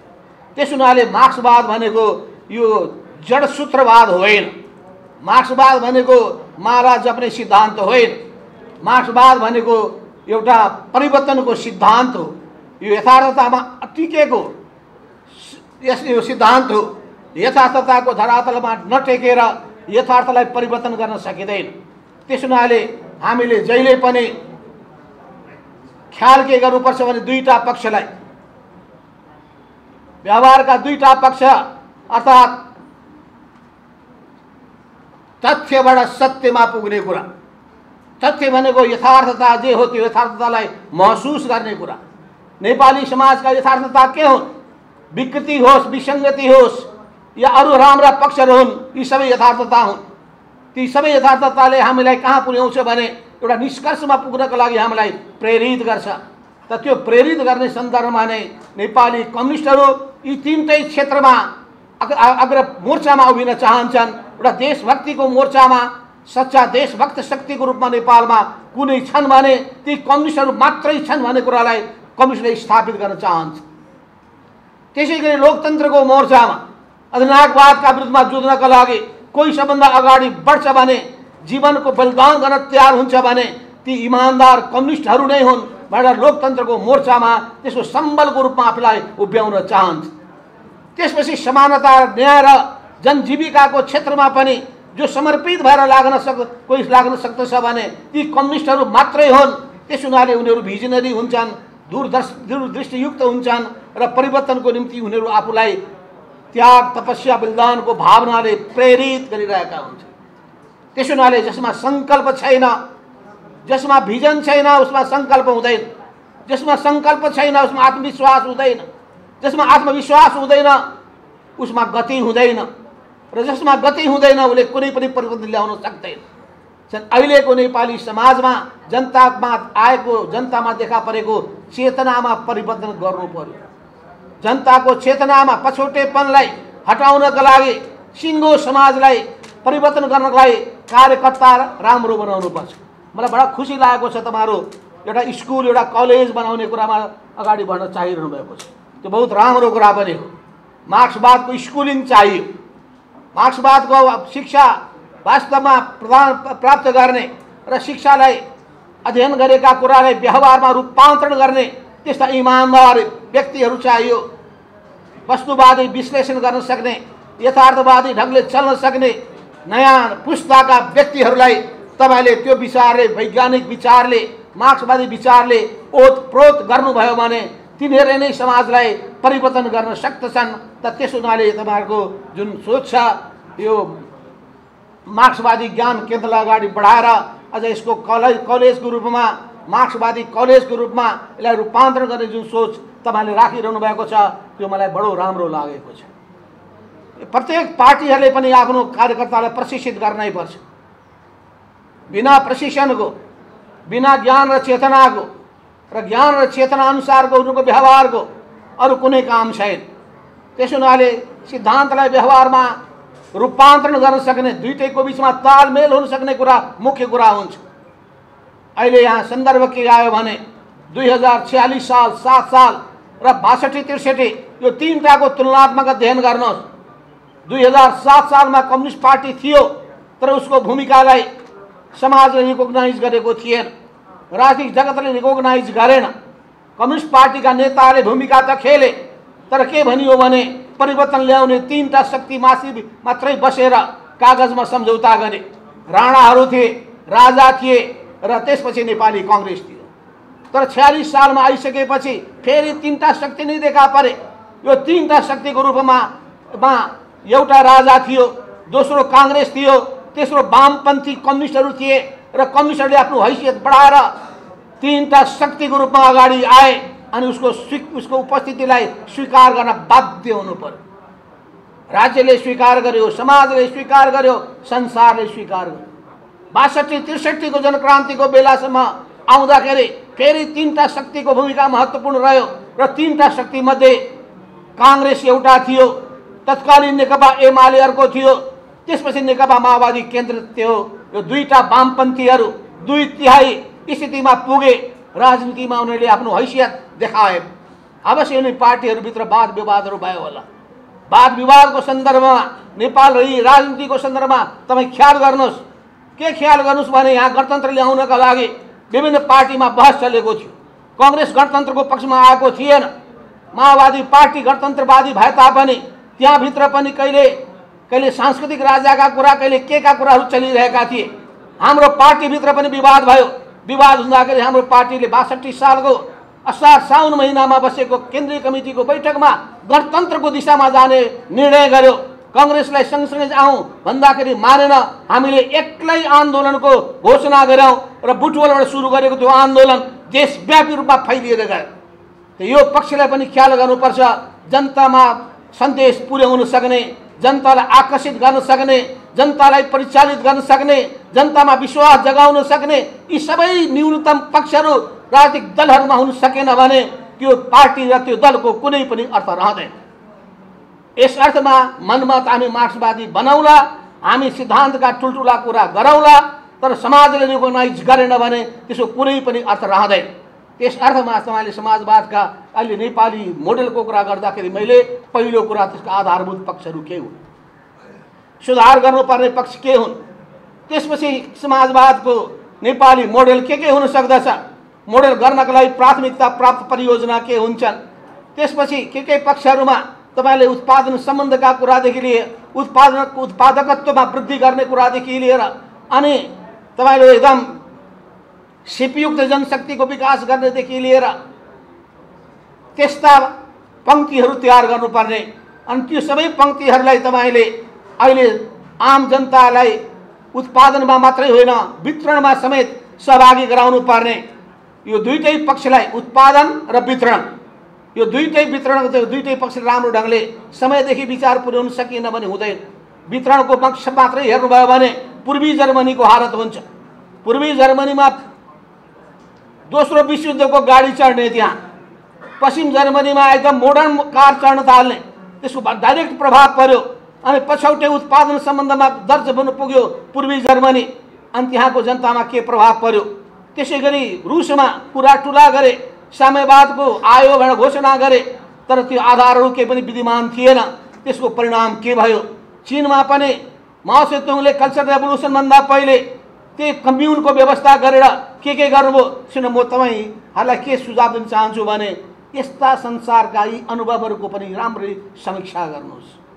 भारतकै पनि कम्युनिस्ट पार्टीको पनि समीक्षा गर्नुहोस्। ब्राजिलको या ल्याटिन अमेरिकाको या युरोप अफ्रिकाका यी विभिन्न देशहरूको र समाजवादी मुलुकहरू, भियतनाम होस्, चीन होस्, क्युबा होस्, उत्तर कोरिया होस्, लाओस होस्, लाओस होस्, यी सबै देशहरूका पनि राम्रा र कमजोरी पक्षको पनि राम्ररी समीक्षा गर्नुहोस्। नेताहरूले त्यो बेलामा सोचेका, व्यवहारमा लागू गरेका अनि त्यसबाट प्राप्त भएको परिणाम, त्यो परिणामले कतिको राम्रो वास्तवमा दिशामा अघि बढ्नका लागि त्यसले भूमिका खेल्यो। यो सबै चिजहरू पनि ल्याउनु भयो भने नेपालको सन्दर्भमा हामीले त्यसलाई राम्ररी विश्लेषण गर्न सक्छौँ। कम्युनिस्ट पार्टीको सरकार छ, तर लिएको नीति हेर्ने हो भने उदारवादी तर्फ पुरै फसेको छ। दलाल पुँजीले मौका पाएको छ, आफै सबै भ्रष्टीकरणमा चुर्लुममा डुबेका छन्। त्यसो भएको हुनाले अनि जनताले आशा गर्ने स्थिति कता कता मर्न थालेको अवस्था पनि छ। त्यसो हुनाले त्यसलाई बिउताउन चाहने हो भने, त्यसलाई फेरि नयाँ धरातलमा उठाउने हो भने नयाँ चिन्तनका साथ अगाडि बढ्नुहोस्। अहिले अब हामीले उपरी संरचनामा परिवर्तन गर्न सक्ने आधार विद्यमान छ। त्यो विद्यमान भनेको तपाईँले प्राप्त जनताको विश्वास जित्नु पर्यो। म धर्मेन्द्रजीलाई भन्न चाहन्छु कि तपाईँ त राष्ट्रपतिमा उम्मेदवार बन्न खोज्नुभयो र एउटा कुनै निर्वाचन क्षेत्रमा जितेर त देखाउनु पर्यो। एउटा तपाईँ निर्वाचन क्षेत्रमा जित्न सक्नुहुन्न, एउटा जिल्लामा तपाईँ जित्न सक्नुहुन्न भने अनि राष्ट्रपतिको निम्ति अहिले आकाङ्क्षा नराख्नुहोस्। पनि यो सबै चिजको निम्ति धेरै कुराको आवश्यकता पर्दो रहेछ। आजको आवश्यकता भनेको अहिले उपरी संरचनामा परिवर्तन गर्नु छ भने पनि त्यो परिवर्तन भनेको यही आएर कानुन नियम संविधानमा परिवर्तन संशोधन गर्ने स्थिति देखाएर अवश्य पनि साम्राज्यवादी षड्यन्त्रको पाटो पनि ठिक हो। त्यो षड्यन्त्रप्रति सतर्क जनतालाई खबरदारी र सतर्क बनाएर र कूटनीतिक तौर तरिका अपनाएर, किन विश्वको शक्ति सन्तुलनलाई पनि ध्यानमा राख्नु पर्दो रहेछ, विश्वको परिस्थिति कस्तो छ त्यसलाई पनि ध्यानमा राख्नुपर्छ। साम्राज्यवादीका गतिविधिलाई ध्यानमा राखेनौँ भने रुसको जस्तो हालत हुन्छ अनि त्यसलाई ध्यानमा राखेनौँ भने अहिले पनि रुसलाई घेराबन्दी अनि चीनलाई पनि घेराबन्दी गरे जस्तै अनि संसारमा अर्को विश्वयुद्धमा धकेलिदिने अनि सारा देश सारा संसार त्यही अवस्थामा पिल्सिने अवस्था हुन सक्ने भएको हुनाले कसरी विश्वको सम्बन्धमा पनि परिवर्तन गर्ने हो, परिवर्तनकामी जनतालाई कसरी एकताबद्ध बनाउने हो भन्ने बारेमा सही यथार्थवादी कल्पनावादी होइन, रोमान्टिसिजम होइन, भावनाले पनि होइन, यथार्थताले निर्देशित भएर अगाडि बढ्नका लागि सबैलाई आह्वान गर्दै, धर्मेन्द्रजीलाई विशेष रूपमा आह्वान गर्दै म आफ्नो कुरा यही टुङ्ग्याउँछु। हस्, धन्यवाद। नेपालको कम्युनिस्ट आन्दोलन लामो समयदेखि जुन चल्दै आइरहेको छ, त्यो आन्दोलन एउटा निष्कर्षमा पुगेको छैन भन्ने हामी निष्कर्षमा छौँ र हामीलाई के लाग्छ भने त्यो मार्क्सवाद सम्मत छ भन्ने हामीलाई लाग्छ। र मलाई के लाग्छ भने जस्तो कार्यपत्र प्रस्तुता कमरेडले पनि यहाँ प्रस्तुत गर्नुभयो, त्यसको सारमा पनि त्यही नै छ कि नेपालमा मार्क्सवादी आन्दोलन निष्कर्षमा पुग्न सकेका छैन। त्यसो भएपछि यो आन्दोलनमा संसदीय घेराभन्दा बाहिर बसेको पार्टी, म तपाईँलाई सायद यत्रो पत्रकारहरूको अगाडि, यत्रो विद्वानहरूको अगाडि म क्लेम गर्छु, यहाँ दाबी गर्छु, एउटा मात्रै पार्टी नेपालको इतिहासमा अहिले बाँकी रहेको केवल एउटा मात्रै पार्टी मैले नेतृत्व गरेको नेपाल कम्युनिस्ट पार्टी बहुमत संसदीय घेराभन्दा बाहिर भएको पार्टी हो। त्यो पार्टीलाई तपाईँले माधव नेपालजी, प्रचण्डजी सहित आमन्त्रण गर्नुभएको छ। निश्चित रूपमा तपाईँ केही कुराहरू सुन्नको निम्ति, माओवादी कुरा, मार्क्सवादी लेनिनवादी माओवादी कुरा सुन्नको निम्ति आमन्त्रित गर्नुभएको छ भन्ने मलाई लाग्छ। त्यसो गर्दाखेरि म पहिले यो कार्यपत्र जो प्रस्तुत भएको छ त्यसमा राम्रो कुराहरू छ, त्यसमा म धन्यवाद दिन चाहन्छु, त्यसमा विमति हुने कुरा भएन। तर म यहाँ केही विषयहरू चाहिँ म तपाईँहरूको अगाडि यो कार्यपत्रसँग सम्बन्धित होइन, मार्क्सवादी सम्बन्धित नेपालको कम्युनिस्ट आन्दोलनसँग सम्बन्धित विषय चाहिँ म तपाईँहरूलाई उठाउन चाहन्छु। यो मार्क्सवादी केन्द्रले नोट पनि गरोस्, अध्ययन पनि गरोस्, छलफल पनि गरोस्, बहस पनि गरोस् र यो मित्रहरूले पनि चाहिँ के छ भने त्यसलाई अध्ययन गरेर, छलफल गरेर, मनन गरेर काम गरियोस्। मेरो आग्रह चाहिँ के छ भने त्यहाँ हुन्छ। यो कार्यपत्र सुन्दै गएपछि पढ्न त पाएको छैन मैले, यहाँ अहिले पढ्ने सम्भव त भएन। सुन्दै गएपछि कस्तो अनुभूति भयो भन्दाखेरि मैले अलिकति क्रिटिकल पोइन्ट अफ भ्यूबाट मात्रै गर्न खोजेको हो। छोरो पाउनु कहाँ छ बुहारी खोज्नको तर्खर भने जस्तो यहाँ चाहिँ मलाई चाहिँ अनुभूति भयो। अर्थात् त्यसलाई अर्को भाषामा भन्दाखेरि छोरी पाउनु कहाँ छ ज्वाइँ खोज्नुको त्यसलाई तत्पर भने जस्तो खालको चाहिँ अनुभूति चाहिँ त्यहाँ भयो। किन भयो त्यो भन्दाखेरि हाम्रो देशमा नयाँ जनवादी क्रान्ति पनि भएको छैन, समाजवादी क्रान्ति पनि भएको छैन, कम्युनिस्ट प्रणाली समाजवादी प्रणाली लागू भएको छैन। तर यहाँभित्र समाजवादी अर्थ प्रणाली खोज्ने प्रयत्न चाहिँ के छ भने गरिएको छ। त्यो कुरा चाहिँ उल्टो भयो भन्ने चाहिँ मलाई लाग्छ। पहिले तपाईँहरूले छलफल केमा गर्नु पर्यो भने समाजवाद कसरी आउँछ त नेपालमा, विश्वमा पनि र नेपालमा पनि। किन समाजवाद आएन? नआएको कुरो त सबैलाई थाहा छ, सबै हामी भिक्टिमाइज छौँ। म पनि एउटा त्यो नेता हुँ जसले 46 सालको जनआन्दोलनमा भाग लियौँ। हामीले चैत्र 24 गतेको त्यति बेलाको संयुक्त राष्ट्रिय जनआन्दोलन नेपाल कम्युनिस्ट पार्टी मसाल, मोटो मसालको तर्फबाट चैत्र 24 गतेको आन्दोलन मैले घोषणा गरेको थिएँ पार्टीको तर्फबाट। म चाहिँ माथि चढेर महामन्त्री, त्यति बेला प्रचण्डजी हुनुहुन्थ्यो, त्यो बेला महामन्त्री महासचिव बन्ने चलन थियो, पार्टी मसाल पार्टीको तर्फबाट मैले चाहिँ के छ भने कीर्तिपुरमा माथि चढेर भोलि हाम्रो आन्दोलन छ पर्सि चैत्र 24 गते भनेर घोषणा गरेको थिएँ मैले पार्टीको तर्फबाट। हामी त्यो आन्दोलनमा लाग्यौँ। म पनि त्यो नेता हो जसले जनयुद्धको तयारी हामीले लामो समयदेखि गऱ्यौँ, लामो समयदेखि जनयुद्धको तयारी हामीले गऱ्यौँ। म पनि त्यो नेता हो जसले मार्क्सवाद लेनिनवाद माओवादलाई संसारभरि प्रचार गर्नको निम्ति र संसारभरिका नलेजहरूलाई नेपालमा केन्द्रित गरेर त्यसलाई सफल पार्नको निम्ति सङ्घर्ष गरे नेता म पनि हो। र म तपाईँलाई भन्छु, म नै एउटा नेता हो हाम्रो कम्युनिस्ट माओवादी पार्टीभित्र जसले शेरबहादुर देउवाले बेल्जियमबाट 5000 थान मिनिमी हतियार चाहिँ के छ भने डिल गरेको हतियारलाई खारेज गराउने, युरोपमा बसेर माओवादका विरुद्धमा, जनताका विरुद्धमा हतियार प्रयोग हुन्छ भन्दै त्यति बेलाका त्यहाँका माननीय त्यहाँका मन्त्रीहरू भूमिगत बसेर खारेज गर्नको निम्ति आन्दोलन चलाएर त्यो ठाउँमा पुर्याउने नेता पनि म नै हो। त्यसो भए तपाईँले मलाई यहाँ बोलाउनुको तात्पर्य चाहिँ केही क्रिटिकल कुराहरू तपाईँ सुन्न चाहनुहुन्छ भन्ने मलाई लाग्छ। र मैले त्यो कुरा भने कि यो कार्यपत्रमा अर्थात् साथीहरूको सोचाइमा अहिले के देखिन्छ भन्दाखेरि छोरा पाउनु कहाँ हो बुहारी खोज्नुको तर्खर नेपालीमा कन्डनी बाट्नुको भन्ने छ, त्योभन्दा अझ एक्जेजरेट गरेर त्यसलाई अलि अतिरञ्जित गरेर भने छोरा पाउनु भनेर भनेको नेपालीमा चाहिँ त्यो पाउनुहुन्न, तपाईँले डिक्सनरीमा नेपालको त्यो उसमा पाउनुहुन्न। यस्तो प्रकारको चाहिँ हामीले यो छ स्थिति। त्यसो गर्दाखेरि हामीले यसमा ध्यान दिउँ। एउटा कुरा चाहिँ त्यो कुरा। दोस्रो कुरा म तपाईँलाई के भन्न चाहन्छु यहाँ भन्दाखेरि नेपालको कम्युनिस्ट आन्दोलनमा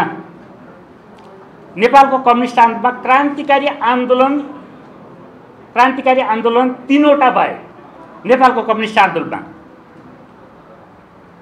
पहिलो झापा आन्दोलन हो। मोहनचन्द्र अधिकारी त्यति बेलाको नेता, युवा नेता मोहनचन्द्र अधिकारी, राधाकृष्ण मैनाली सायद त्यहाँ अरू साथीहरू पनि हुनुहुन्थ्यो त्यसमा। उहाँले झापा आन्दोलन गर्नुभयो, तर त्यो आन्दोलन चाहिँ बबल इभेन्ट भन्ने गरेको छु मैले त्यसलाई अङ्ग्रेजीमा भन्दाखेरि, त्यो रूपमा चाहिँ गयो। तर त्यसको प्रभाव नेपालमा दूरगामी प्रभाव परेको थियो, क्रान्तिकारी आन्दोलन थियो। दोस्रो आन्दोलन त्यति बेलाको सर्वहारावादी श्रमिक सङ्गठनको नेतृत्वमा त्यति बेला रूपलाल विश्वकर्मा हुनुहुन्थ्यो, उहाँले चाहिँ चलाउनु भएको थियो। किसान आन्दोलनदेखि लिएर सशस्त्र प्रकारका आन्दोलन चलाउनु भएको थियो, त्यो पनि त्यत्तिकै गयो। तेस्रो आन्दोलन हाम्रो त्यति बेलाको पार्टीको अध्यक्ष प्रचण्डजीको नेतृत्वमा हामीले 10 वर्षसम्म लड्यौँ र नेपालमा गणतन्त्र आयो। यो चाहिँ के छ भने नेपालको कम्युनिस्ट आन्दोलनमा 3टा क्रान्तिकारी आन्दोलनहरू भएका छन् जसले समाजलाई रूपान्तरण गरेको छ। झापा आन्दोलनले नेपालको कम्युनिस्ट आन्दोलनलाई देशव्यापी रूपमा चाहिँ स्थापित गरेको छ। त्यो एउटा महान क्रान्तिकारी छलाङ थियो। तर दुर्भाग्यवश यदि यहाँ चाहिँ सिपी मैनाली भएको भए म भन्थेँ, अहिले सिपी मैनाली त हुनुहुन्न तर माधवजी हुनुहुन्छ। सिपी मैनालीले 28 सालमा कोअर्डिनेसन कमिटी बनाउने बेलामा झापा आन्दोलनको विरोध गरेर दक्षिणपन्थी पाइला टेकेर त्यसको विरोध गरेर पार्टी बनाउनु भएको थियो। त्यो कुरा चाहिँ के छ अत्यन्तै गलत भएको छ, एउटा डेभिएसन चाहिँ के छ राइटिस्ट डेभिएसन चाहिँ त्यहाँ भएको छ। त्यो हिस्ट्री तपाईँले चाहिँ के छ गम्भीरताका साथ बुझ्नु जरुरी छ। एउटा त्यो भएको छ। त्योमा मैले भन्न खोजेको कुरा के छ भने अर्थात् त्यो अर्को चरणको कुरा भयो। दोस्रो कुरा मैले भन्न खोजेको कहाँ छ भने यो एउटा क्रान्तिकारी धार भयो। दोस्रो एउटा चाहिँ नेपालमा कार्यदिशाको कुरा गर्दाखेरि जति कार्यदिशा भयो ती सबै दक्षिणपन्थी कार्यदिशाहरू भए। 6 सालमा कम्युनिस्ट पार्टीको स्थापना भयो, 10 सालमा पहिलो महाधिवेशन भयो, महामन्त्री बन्नुभयो चाहिँ केशरजङ होइन के ऊ चाहिँ बन्नुभयो मनमोहन अधिकारी, उहाँको कार्यदिशा दक्षिणपन्थी कार्यदिशा थियो।